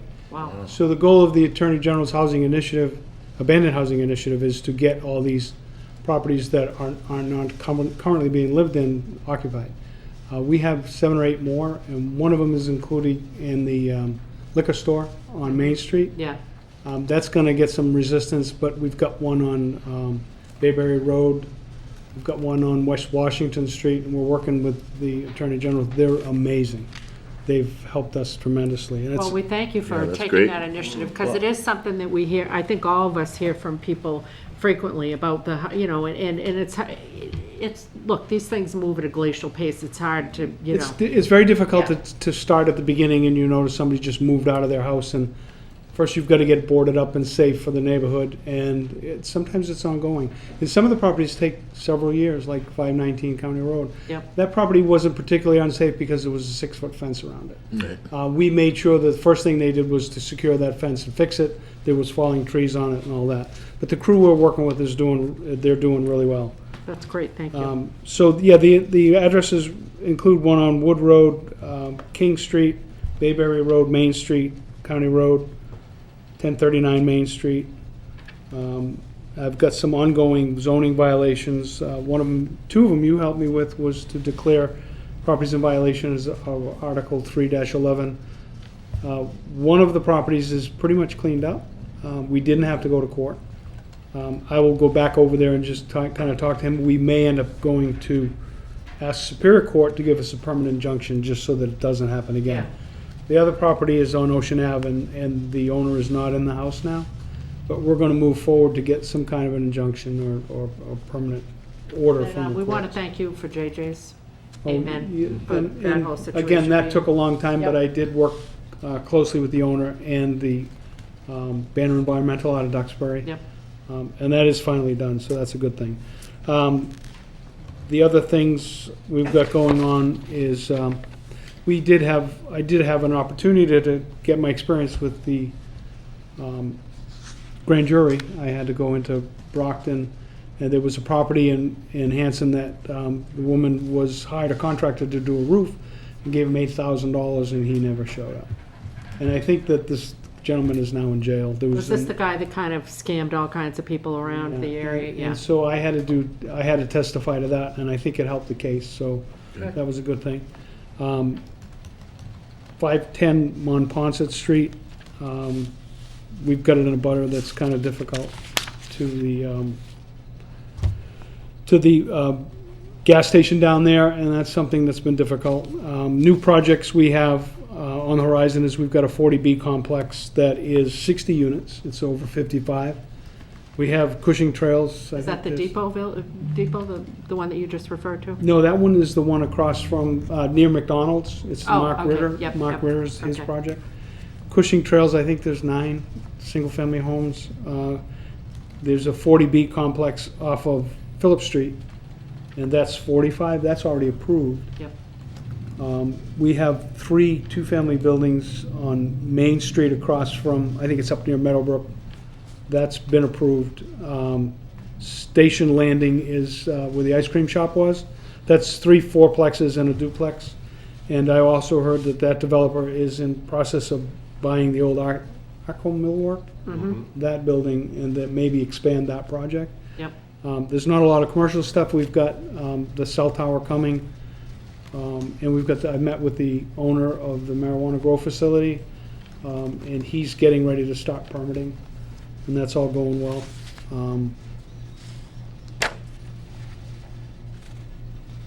I think that's really it. Another one that I'm getting a lot of, I'm having a lot of trouble with is the one on 1011 Main Street. Yes. It's the old Cranberry Building. And I we don't- all get a lot of pressure about that. Every time we see people at whatever event, pick an event, whatever, people say, what the hell's going on with that whole Yeah, area it's there? an- Why isn't anybody Is that the one they've been working on recently? Yeah, you know, and Yeah, so there's a yeah. permit, there's permits for the work that's being done there. They had some problems with security there. We, myself and Jerry Thompson allowed a security department to be built there. They hadn't got an occupancy permit until I gave them a verbal okay now. They had a problem with the second means of egress from there. But the building is sprinkled, it's got a good fire alarm system. It's had a lot of structural work, it's had a roof collapse because of the snow. I have been approached by 4 prior selectmen to help this guy the best I can, to encourage him not to have to close the building down. If the building becomes abandoned, then my feeling is we're gonna be in trouble.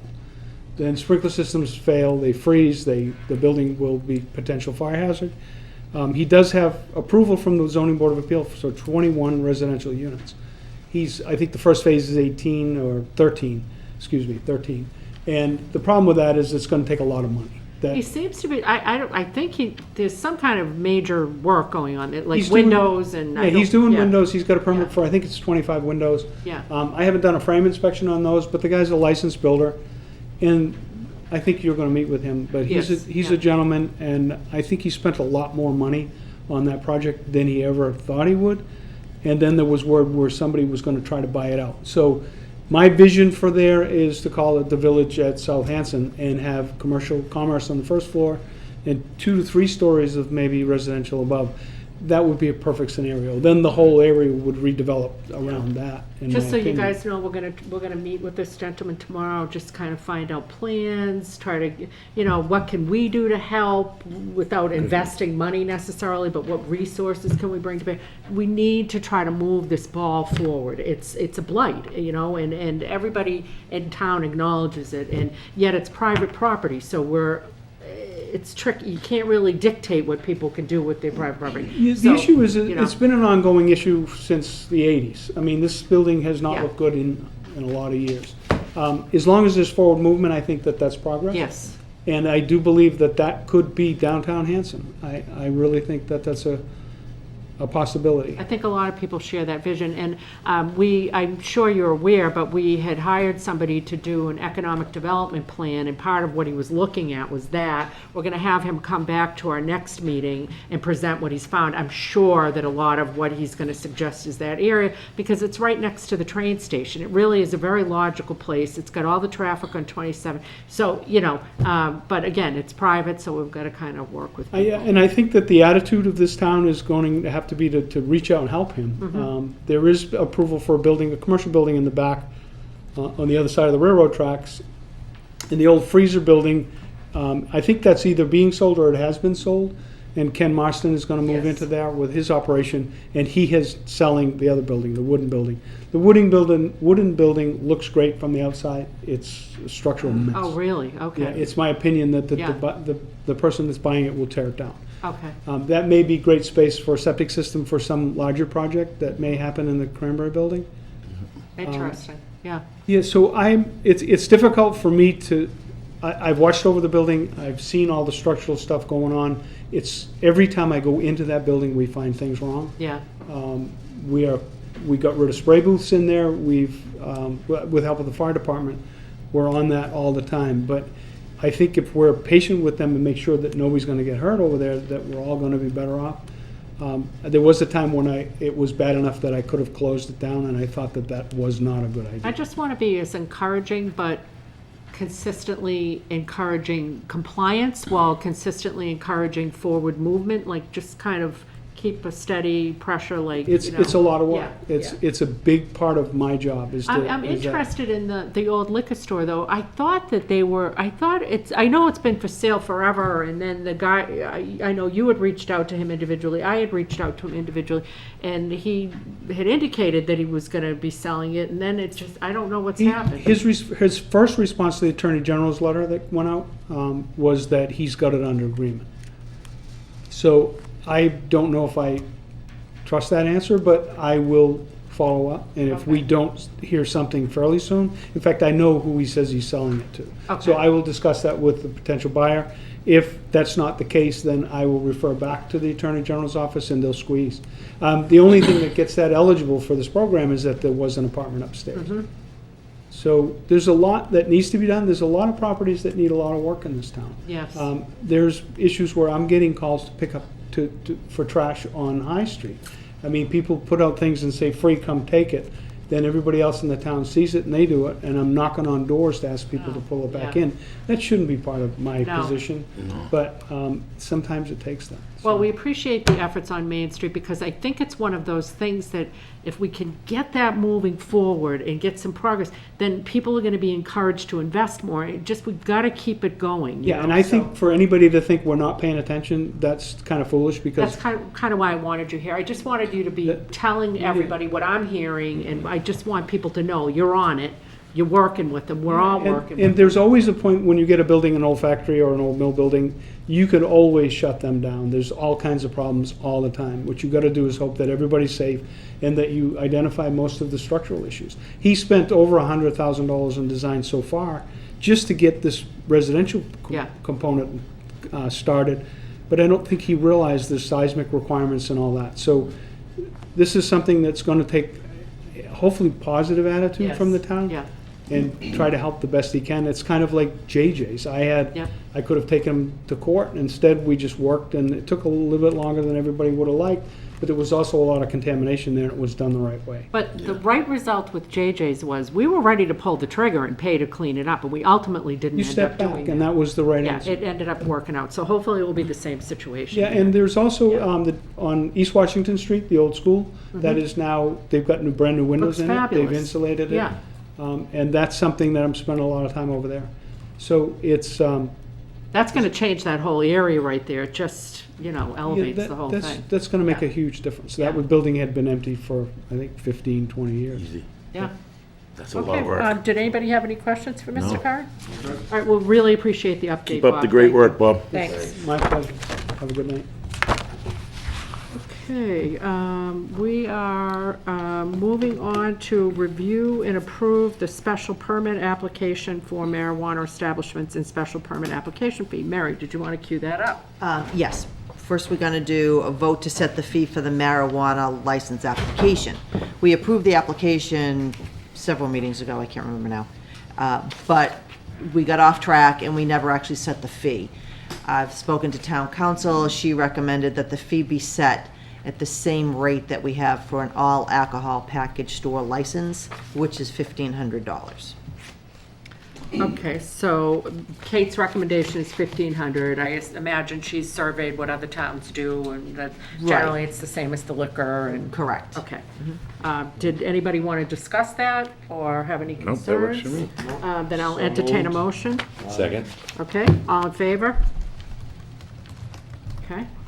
And then we need to, so we've got the special permit application fee. So before you is a special permit application, which is another step in the process for issuing the Right, which- license. okay. And in some cases, the special permit goes before the planning board or the ZBA. The way we wrote our bylaws, the special permit comes to the Board of Selectmen. So. But with Kate- input from them, because there's, Yes, we have to get They input have and to sign off sign-offs and- from yeah. all the people on page 3, all the Right. various committees. okay, So. did everybody have an opportunity to read that? Anybody have any comments or questions? I'll entertain a motion. So moved. Second. All in favor? Great. Okay, now we have to set a fee for that as well, And again, she recommended and 1,500. she recommended 1,500. Okay, I'll entertain a motion. So moved. Second. Okay, any discussion? Okay, all in favor? All right, great. That brings us to reviewing the Board of Selectmen goals. Again, Mary, I'll defer to you to cue it up and give us a brief overview. Okay, I went through the various goals that we've put together over some time, and there's some of the ones that Mike had set aside. So some may be duplicates as we go through it, but I did highlight in bold where we are. McQuon reuse, so this is ongoing. Laura and I have been working with Keller Williams.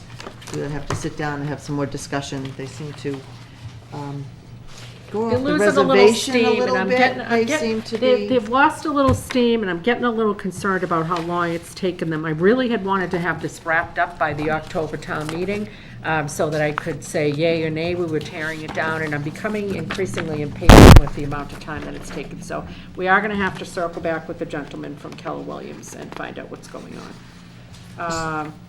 Solar at the Plymouth County Hospital, the transfer station, I don't really have any action there. I know the Plymouth County Reuse Committee had some discussion.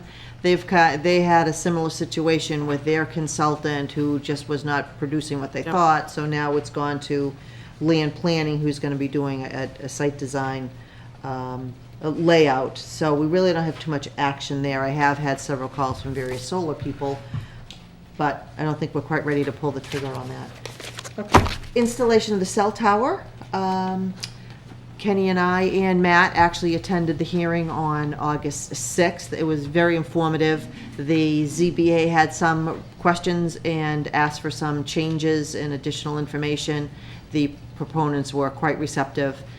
I don't expect it to go too many hearings. The next hearing is September 10th. They use the Selectmen's Meeting Room, but they did not anticipate needing the Selectmen's Meeting Room. They had sent out over 150 notices to abutters, and they had, what, 5 people here at the most, Oh, okay. residents here. That may have been the time of the year, they may They get had more. more, for the they had September. more people on their side, engineers Yeah. and lawyers and stuff than residents. Yes. You know, but very impressed with it. Okay, awesome. Sale of town properties, we've completed 2 sales, I think actually 3. And we've received all the funding for the sale that we did, the auction that we did in June. I'm now getting some of the recorded deeds back, so that's all done. Lee and Jean are sitting down with the tax title attorney to pull some more, get an idea where everybody is at, and then we may have another list together. I'm not sure if we'll be able to get another auction off before I leave, but we might be able to do that. Okay, but just, we've got an ongoing. Yes, we have a continuous process going. now. It's We're not kind, gonna it's, accrue we're them on, like we we're on a did. roll, and we've gotten rid of quite a few. Yeah. Some things, there were a few parcels that we didn't sell at 2 of the auctions just because the town has easements on them or wants to have easements on them, and people just aren't buying them, so that we may just end up owning When those. you get a chance, and I know you're busy, so it's not top priority, can you check on the one that Laura Brown was working on? The one that we pulled on Liberty Street? Right, I'm working on that. Okay, all right, cool. You know, I hoped, and I've had a couple people calling me on it, that this is the commercial property on Liberty Street. I said, you know, once I get some help in here, putting that back out is not gonna be a problem. What I think we just need to do is do another RFP, put it out, but this time say a minimum bid has to There be, you go. 'Cause we pick got a no number, bond. So you're saying, 100,000. so just do that property by itself? That will be a different. not do the that- auction? No, we can do an auction later on, but we pulled that off the auction because Laura was concerned of the way we actually acquired the property, and she didn't think the disposition could go that avenue through the auction process. So she was has that just, portion been resolved?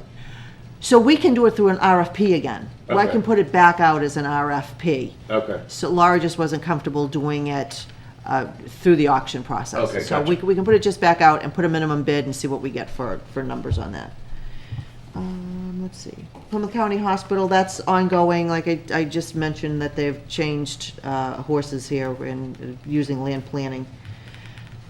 Potential highway, I went to the Registry of Deeds last week and recorded the transfer of title, so it is now town property. And I think I've got the deed back. Well, that's exciting. Yes. I don't really have much on the extension service and No, I reusing think I that might talk to facility. Deb Petty about that. Okay. See if she's got some idea, because that was mine. I just Right, thought, we've got that front of that building, and what could we use it as? And, so I may talk to Deb about whether she's got some ideas about how that could be used, because she always has some good ideas.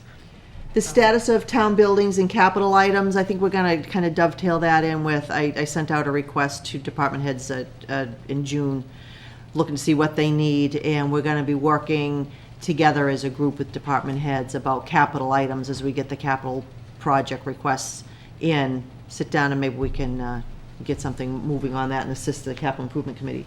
Well, I think also that dovetails with, I don't know if we're talking about it tonight, or, I don't know, I'm probably losing it, but at any rate, when we Yeah, move somewhere in here towards we've got the new building facility department type Right. of thing, so. That's, so that's actually the next, status on town buildings.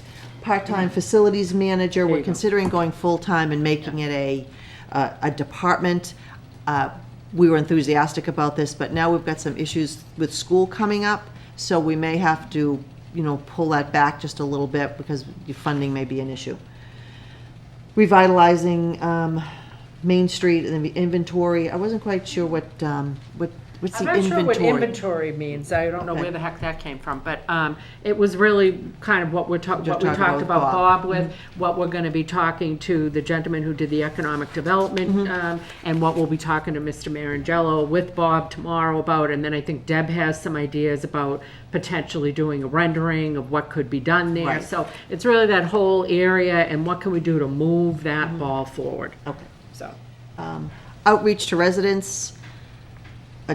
Mike had been doing that, doing some shows and things like that, but, He was doing shows, but this also is the discussion that you and I had with Ryan, which is getting a Facebook page for the town, and I know everybody groans, yikes, yikes, Facebook, do we need any more of that in our life? Definitely not.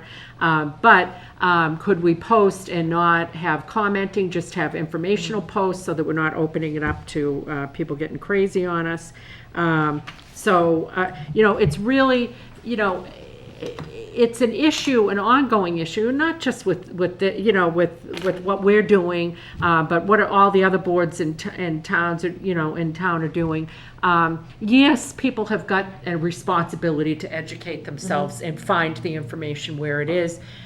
That isn't really the way people are functioning nowadays. I think everybody's so busy and overwhelmed. So what I'd really like to do is try to just deliver it as much as we can, deliver it to people and make it as available as possible. So I know Ryan's looking into getting getting the Facebook and Twitter connected and having a way for us to post minutes and agendas and all that Because they stuff. aren't coming to us, we have to go to them. Yes. Anyway, I would like to hear from Ryan on what's going on with that. I'd like an update, because it was, I don't know, 3 or 4 weeks ago that we discussed that, so. Okay, as sidewalks, I know people are interested, like sidewalks, as Laura just alluded to. Deb is looking to get a conceptual plan along Main Street, which would include sidewalks, and maybe go up to Plymouth County to the park and things like that. Yeah. But that's just a conceptual plan to get things rolling, but sidewalks are gonna cost some significant money. The plastic bag and polystyrene, Board of Health has submitted articles for the October town meeting for that, so we'll be seeing those. And then these are Laura's requests, which improve access and information regarding recreation trails. We'll have to talk to Phil about that. Yeah, I the mean, Open Space Committee do I that? think part of that is that he has been without a conservation agent, so he's been like chief cook and bottle wash for quite a long time, for too long, and hopefully there's an end in sight to that. So maybe we can circle back once he fills that requisition and see what they can do. That was really, I hear consistently from people that we've got conservation land, but they don't know where it is, and they don't know how to access it, and that just seems to be a crime, because it's taxpayers that paid for that, and people should have some way of knowing where it is. So I just wanted us to improve on that. Revitalize the Energy Committee, Matt is on top of He's that. on it. They participate with Deb on grants and things like that, so they're working on that. Economic Development Strategy on Main Street, we have the assessment plan. I think I may have sent it out to you. If not, I will get that out to you. It was very long, so don't hit print. Yeah. The study on the senior center in conjunction with their needs, that is ongoing. That's an assessment. I met actually with Jan. Yeah. Last week. Yeah. And she may be reaching out to some of the board members to get some input, but then they'll be doing some survey work and see what the community is looking for. Now, I've already spoken to her, and it seems to me as though it was quite a while ago. What's the ETA on delivering that product? Relatively soon, but Okay. they were doing sit-downs, and they had like a focus group down at the senior center, so they're moving around. Okay. So, but she is on that. All right, good. Can I ask a quick question? Jan, The senior The center senior hired a center- consultant to do their needs assessment, so we just can't remember her last name because we're having a Muchler, senior kind of situation. much Karen learned. probably knows. Yes. Karen definitely Yes. knows, yeah. Let's see, implement, Uh, this is, I keep referring to it as See, Click, and Fix is what this is. This is software. Laura and Ryan and I sat down with Civic Plus, who hosts our website. And they have their own thing, it's Connections, whatever the title is. We had a little demo, it looked good, it has other additional components which we could set up to have for IT services. People can log, the employees, not the residents, can log on and let Ryan know if they're having computer IT issues or things like that. We can also do maintenance for the buildings. That will be a component of it, but the major one was people can say there's a tree down in the road, there's a pothole, or whatever. This I finally got, Mike had signed up for ClearGov with a grant that we had gotten from the state for $9,300. And ClearGov was going to provide to the town a report regarding the town's financials and put it up on the website and everybody could see what the town financials are. They could also look in the back of the town report, which has the accountant's information. So after meeting with Laura and, there's a real energy for this see, click, and fix component, I called the state and asked them if we could actually use that money for something else. It'll be transparent, it will be Yes. good for the community, probably better for the community than them just being able to see what our budget numbers are and things like that. So they did said you can use whatever vendor you want. So I'm gonna start working on that to see if we can't get this. So up they and were running. supposed to come back to us at the price. They were very. They came back with a price. I did get a Okay. price. And, Okay. it's a little bit over what we have for the 9,300, but I think it's doable, and I'm gonna see if I can't get them to go back, because they had like a sale in July, and if we booked, we'd get like 10% off or 15% off or whatever. So I'm gonna go back to them saying, look, you kicked this around, you Yeah. couldn't even do the first demonstration, so why don't you give us the discount and we'll talk. I mean, I really like the idea of, for our new town administrator to be able to have reports he can run off of Highway, have Highway be able to talk about their staffing because of people putting things in. Right. To have Ryan be able to substantiate how he's spending his time and where we might need to invest in infrastructure because we keep having these same IT problems. And then I think when we get to that place where we've got the facilities management group to be able to, again, track and substantiate why we need, how many people we need, and what they're doing. Right. So I think it's greater transparency. I'm wildly excited that we're getting, moving in some positive direction on that one. Appoint boards, establish priorities. That was I don't for think this we year. ever I don't did think we anything did like that. I don't know that. what that was.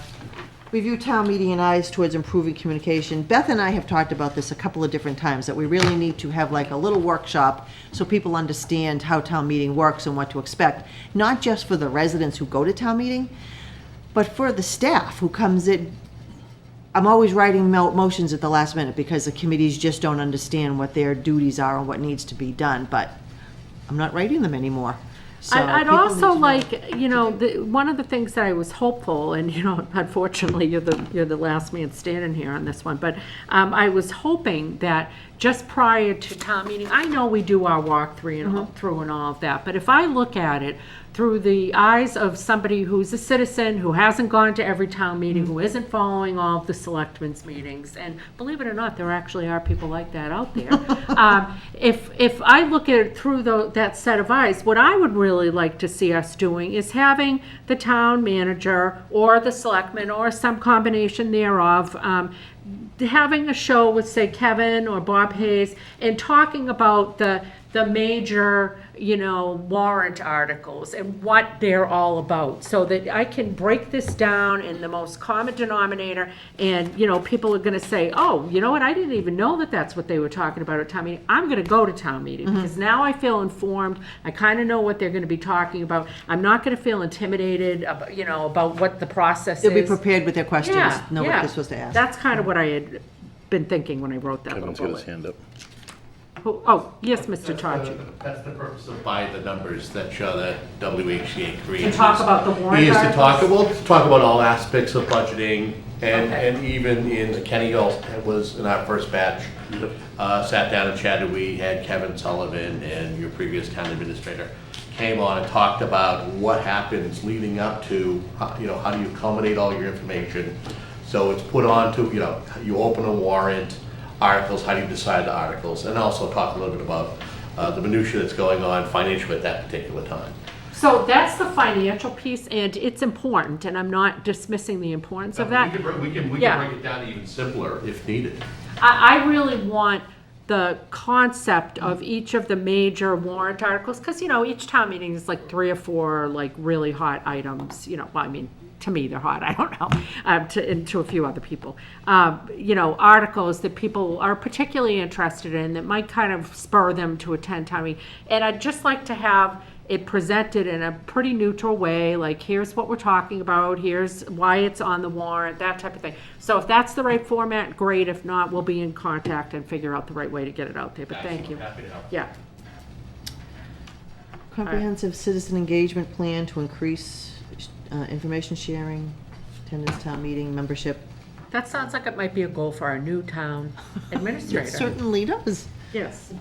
Roles and objectives of capital planning, we talked about that, trying to get them set by putting together the ad hoc Which committee. reminds me, when are we going to have Todd come and talk to us about? Next week. Okay, He's so on for he's next coming week. next week to talk to us about our move forward to a slightly different model of how we're going to do the capital. Right, so I'll give him a list, because he's coming in to do his regular budget presentation, where we are right now. He closed out 19, now we're in 20, this is where we are right now. Okay, great. So that's what he will do. Yep.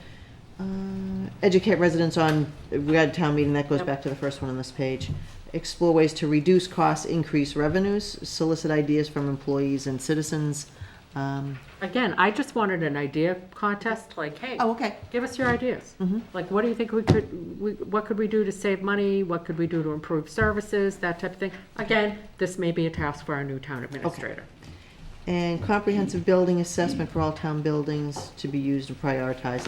And we do have a report that goes back a few years ago, but it's a good base plan. And I know we did something similar at Camp Kawani a couple of years ago, so we've got a full-blown report on that. So I think once we move forward with this, and I recognize there may be some difficulty in moving forward with the building department, but once we start moving in that direction, I'd want to integrate all of those things, freshen it up a little bit with more Right. current numbers, so that we're giving whomever it is the full idea of what They're getting into. yeah, exactly.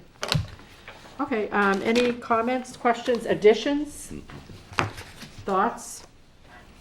Okay, all right, fabulous. Thank you, Mary, that was awesome. Moving right along, review selectmen's warrant articles. So you had a list here. Matt had given me this first article. It's a mass tree planting 50/50 grant. It's $20,000. Hanson's share would be $10,000.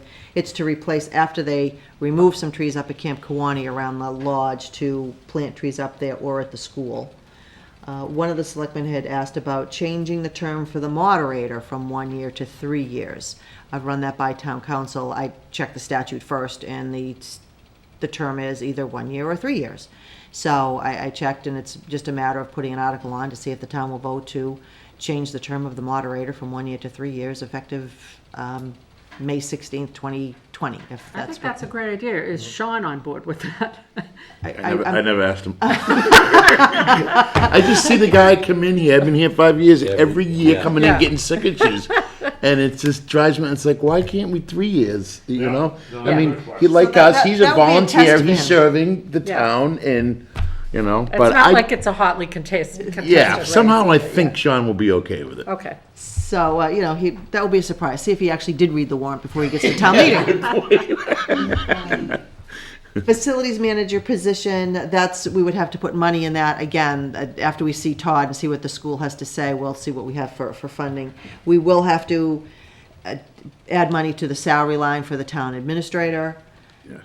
The CPC we need to put the McQuon School demo on the CPC matrix. So Yeah, they will see. have an article, and they have something else that's outstanding that needs to be placed on that. I'd spoken to John Norton about that. Wage and personnel compensation, I'm sorry, can we circle back to that? I want to make sure that the number that Mike got is a valid number.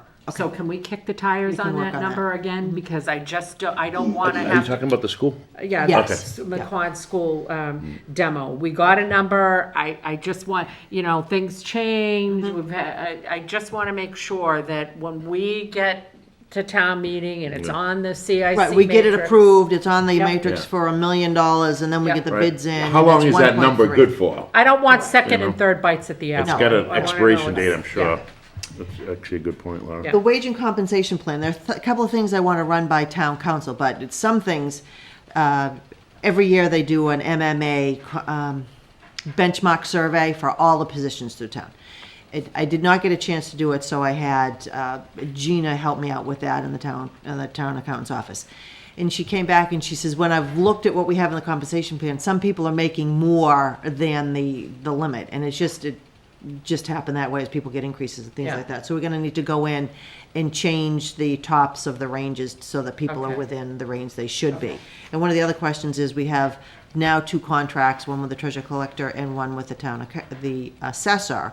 They're in the plan, and I'm not sure they ought to be in the plan because now they have employment contracts. Right. So I'll get that scoped out, but I think we're gonna need to set up a wage and personnel hearing, just so we can make those adjustments and get those in for town meeting. And then I have the usual articles that we put in. The very first article is gonna be unpaid bills, and we have several unpaid bills that need to be addressed. And, Anything for, are we looking at anything for highway?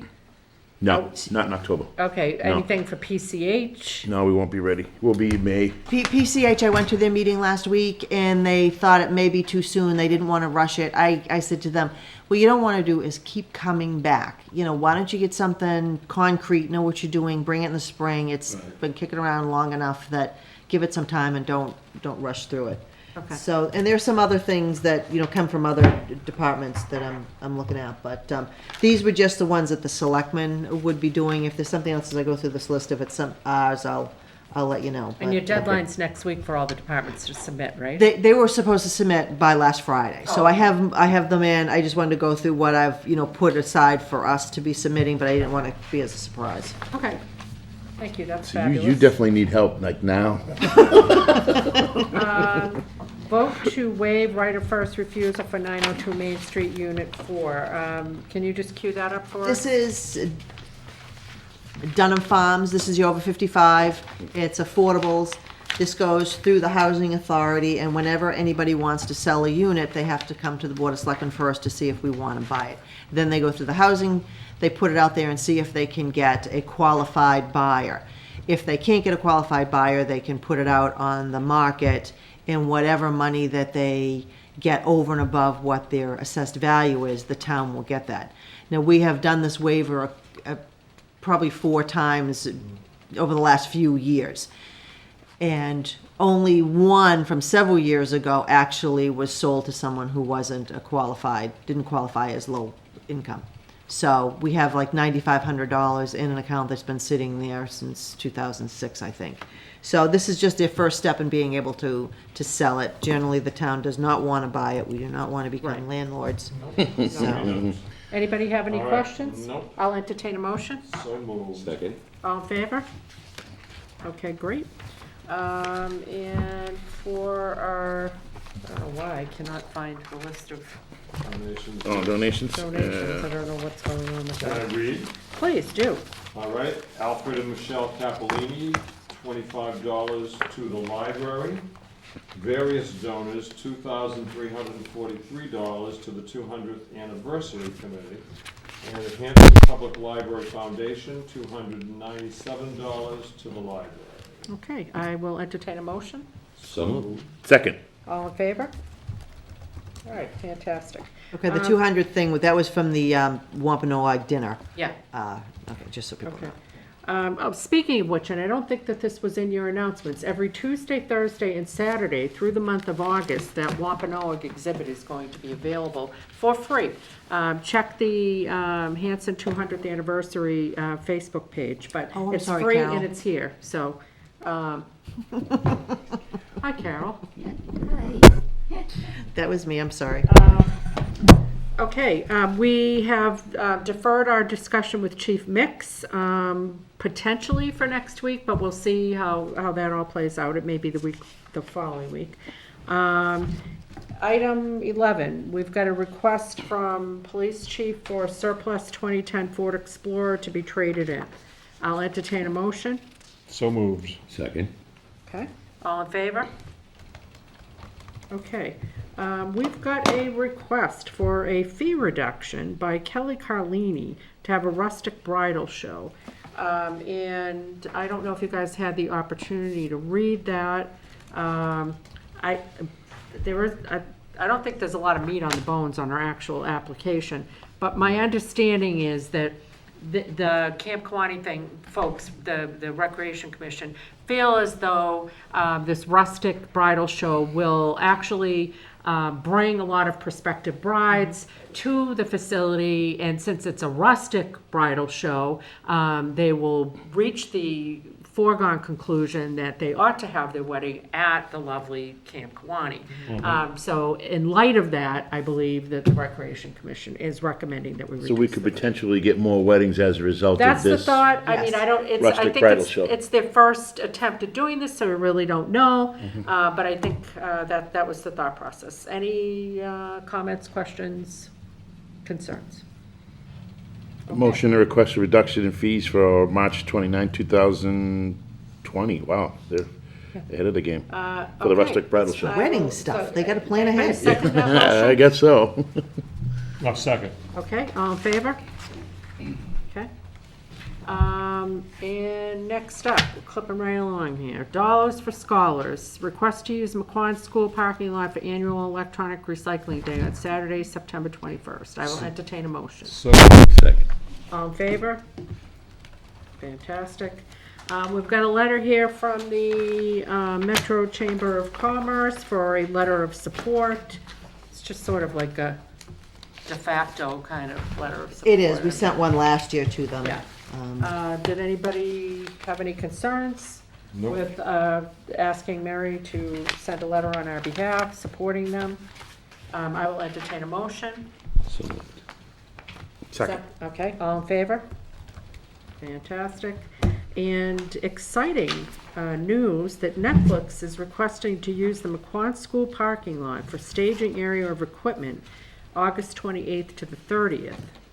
And did you want to speak briefly about that? We had, they're actually doing the filming down at Camp Kawani during that period of time. It's a movie, they've done some filming already in Hanover. They're gonna have like 10 big tractor trailers and the trailers where people go have makeup and costuming or whatever. So we met with the deputy fire chief, with the police chief, with their site coordinator and Bill Boyle. And they went over all the logistics of it. So the police and fire are on board with respect to details. They'll hire our police officers for details. They will have their own security, so they'll have security down at the school. I was concerned that parking down at the school, you can't really see what's going on. They'll have security there. They'll have security up at the camp while they're doing the filming. So this is just a license it's a license agreement to let them use the property. I ran it by council, they sent me this, and then actually this one has a mistake on it. So the Netflix actually sent me a corrected one. So are they waiving our liability and agreeing to indemnify us? Yes, they already sent a certificate of insurance, Okay. so we already have that in place. Are we charging them? They are paying us $1,500 a day to park at McQuon. Yep. Isn't there also a potential revenue coming in at Camp Kawani for them Oh, this using is it? just for this Yeah, but I license. Yes, just the wanna- license to use Yeah. Camp Kawani, it's, they're gonna give them $26,000 to do the filming for the 3 days. So $1,500 a Hey, day that's pretty to good. park and $26,000. We'll take it. Maybe we'll go into the movie business I and feel forget like the we should have weddings. renegotiated that price though. Could we get more? Billy was like, well, what do you think? I said, don't get over anxious here, you know? All right, yeah. So, it's 26,000 total for the 3 days. For filming at the camp. That's just And with Camp that Kawani. money, does that go into the general fund? That's Camp Kawani's Enterprise. money. They're using the Camp Kawani. The $1,500 for parking, that goes into the The general. general fund, but the 26 grand will go to the Quonset. Right. Also paying for your Camp County staffers that they need down there. Yeah. Yes, that's over and above the Yeah. rental. Good, excellent. Thank you, Tracy. Okay, I will entertain a motion. So moved. Second. All in favor? Great.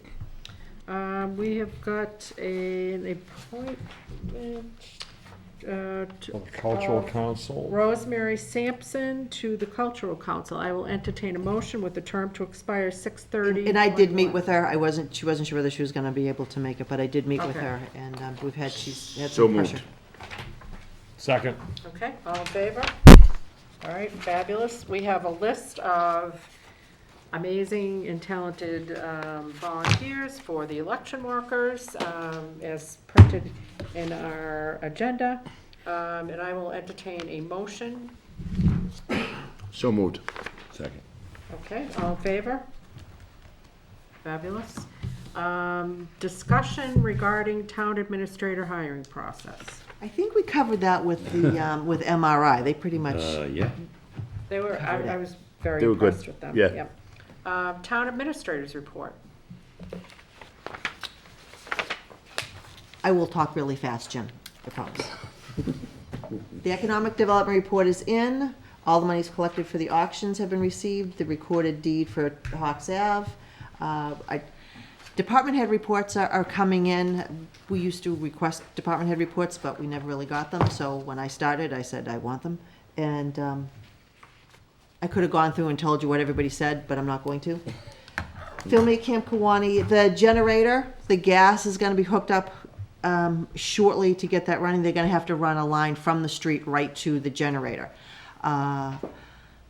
Originally, they were going to have to run it all the way around the building to connect into that. So that's not working. It's just, it will cost too much, but there'll be a monthly charge to have the gas directly to the generator. And once that's hooked up, then we'll get the fence in. You So- knew that was my next question. Oh, yes. That thing is the bane of my existence. I know. Every time I drive by, it's like a beacon calling out. So once that's hooked up, and it's gone to engineering, and Bob Curran, God love him, every week he's like, I am on these people. I am calling them, I'm calling them. They got it, but it hasn't happened. Even Dave Hanlon called for me. So they said they're gonna run the line, and we'll get that buttoned up. I met with the senior center lady. I met with town council, labor council on the 6th, review a few issues. I'll update you on those separately. The cell tower I already talked about. Complete streets. County road. Been a lot of problems. Still, we haven't resolved the contract. The contract with the contractor to do the work. Mike got an extension from the state for the money through December 31st, and this project was not going to happen by December 31st.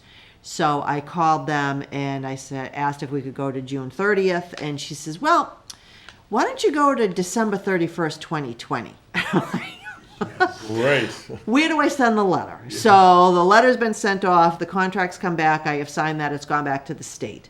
So at least we've got coverage there. We're probably going to have to rebid this because the contractor said because it's taken so long and the costs have gone up between 110 and 120,000, which is way over the percentage that's allowable for change orders. So we're still working with council on this, but my guess is we'll probably have to But rebid does it it. sound hopeful that they will extend it? Oh, the state already said they would extend it. They told me they would But extend now it. we've got to yeah. go back and get But a we new have to, bid. now we have Yeah, to do a but that's bid. still okay, But the 'cause- bid process shouldn't take very long. It's gonna take 5.5 months to get the yard, the light, the traffic light out there. So once we get this buttoned up, they can order it, and then it'll just be sitting in storage. They'll do the construction. When I talked to the contractor, he says, we could start the construction, we'll lay some primary, asphalt down. Yeah. But then we have to dig it back up when the yard arm comes in. So I said, no, you're not doing Can I that. just say this is like a Bermuda Triangle? It is. Of like, it's like we dig up, we repave. It's just a nightmare. Yeah. Let me ask you this: if it does end up being $150,000 extra, are we eating that entire 150, or is the state going to prorate what they kick into the project? No, what the state's giving us is just under That's what I 400,000. thought. Okay. That was the money that we got out of this Yeah, Complete Streets okay. project. So we have to come up with it, and we were already short. We were gonna get money from Chapter 90 funds. I had already spoken to Dave. They had set the money aside. If you don't use Chapter 90 money in 1 year, it rolls over. So we have money, even if the bids come in even higher, we have money to cover it through Chapter 90 funds. Okay. So we were good with that. The only extra funds, and I will have to talk to Todd about this, for the rebidding, which will probably cost about $5,000 to have them put the bid back out. So, the compact, the treasure collector and recreation director are talking to Century Bank about getting credit card access at various points that people will be able to swipe. Not the little cubes, but we're working on, facilitating that. That's been great. I posted the conservation agent's position. The applications are due this Friday. We've received 2 applications already. It's good, but hopefully this is the 3rd time it's been posted. This will be the charm. We'll be able to get somebody in here and relieve poor Phil from all his work.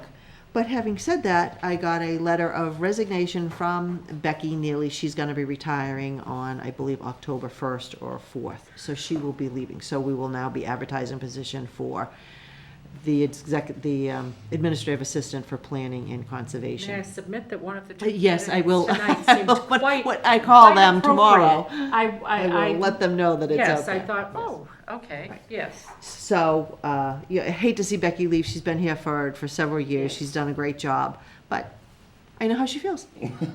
She's leaving before you, though. I know, somebody said that. Can you imagine she's leaving before you? The wage and personnel I've already gone over. Eversource, and it's in your packet, a letter from Eversource that they're gonna be doing the power, trimming the power lines, Birchbach, Woodbrook, Winter Street, Brook Bend, and State Street.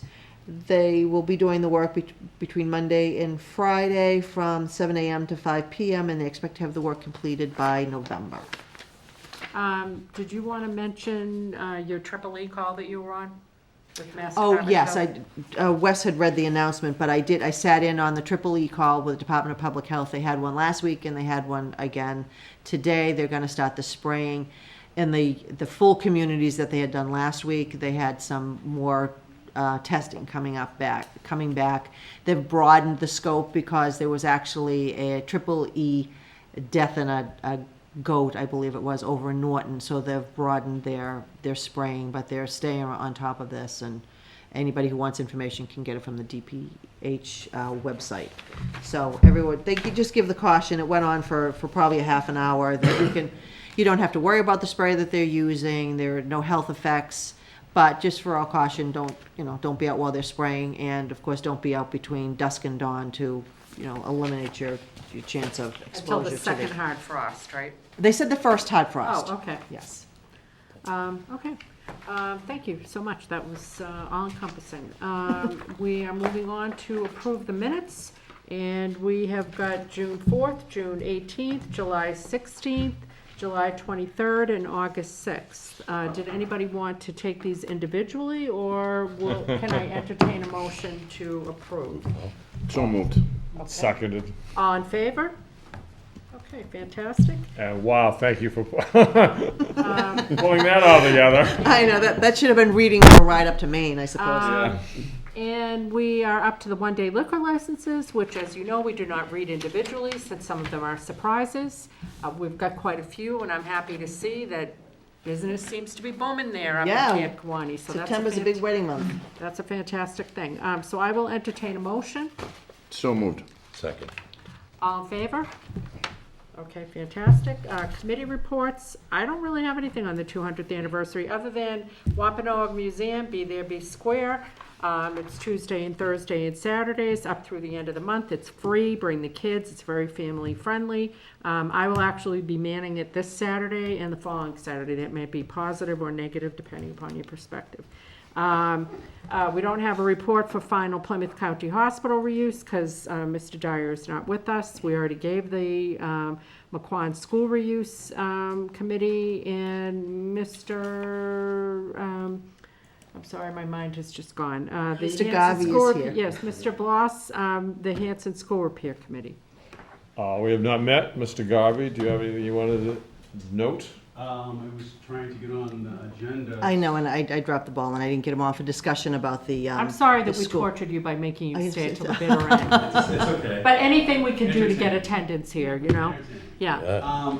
Right now, we only have 5 members on the committee. Before, we had 7. So right now, as it stands, it's still a seven voting member. So we can't meet quorum to actually hold a meeting. So we'd like to reduce from 7 to 5. Okay, but did this get, and again, my mind's starting to not be quite as clear as it was earlier in the evening. I'm wondering, wasn't this part of a Can I say, broader yes, discussion? can I say, actually, Bob, I talked to Bob Hayes, who was suggesting that one member from the committee, specifically you, join the Whitman-Hanson That's what I had Facilities Committee, be the liaison, and then actually just disband, or let this committee go. So that's what Bob Hayes is suggesting. Okay, so we've got that, but then coupled with that, we are gonna end up ultimately probably having like a facilities committee that isn't just looking at the schools, it's looking Right. at all of them. But we're in the process of getting that going along with the facilities management. How does that Well, that's what sit we with had, you. that's what we had originally said, that once we had a facilities manager in the town that could take over all the town buildings, including the schools, then we would just disband the group altogether. How do you feel about this interim measure of joining Bob's crew until we can get this whole thing rolling, which we are actively working on? It's not just a concept, we're actually working on this. That's fine, because I had always said that, from our committee, somebody should be attending it. Okay. I know Mike Jones goes, and I think Bob is always there too, but again, if they want to do something, how does it get brought to the selectmen? If For like repairs or Well, there's a whatever? conduit, really, I think, usually Ernie used to Ernie go to usually Mike sends it, or yeah. now to But it doesn't Mary. preclude them from coming. Yeah, It doesn't preclude you from coming and saying, this is what's going on. yeah. Yeah, or, for us saying that, there's paint peeling off the facade of the building for years, and I had asked, is that gonna get addressed this summer, and they said no. So, I mean. So I think your best bet is attend the meetings. If you're not getting, the type of response or feedback that you want, work through this office, and we'll handle it that way, through that channel. In the interim, long-term, we want to have a more comprehensive plan where we've got people looking at all the buildings, and the schools is one component of that, but we've got a lot of other properties in town that need attention too, so. Okay, well, thank you for sitting there and through it, and I'm glad to see you're up and around and able to attend, so thank you for staying. Okay, Kenny, did you have anything on the highway? No, we're gonna meet the first Monday after Labor Day and get it ramped up. So hopefully, we're gonna, get all the numbers and go to Maytown meeting with the final numbers to get that project moving. All right, and then that brings us to a motion to adjourn. So moved. Okay, Second. all right, all in favor? No. All right, great. All right, okay. All right, that concludes our meeting. Thank you.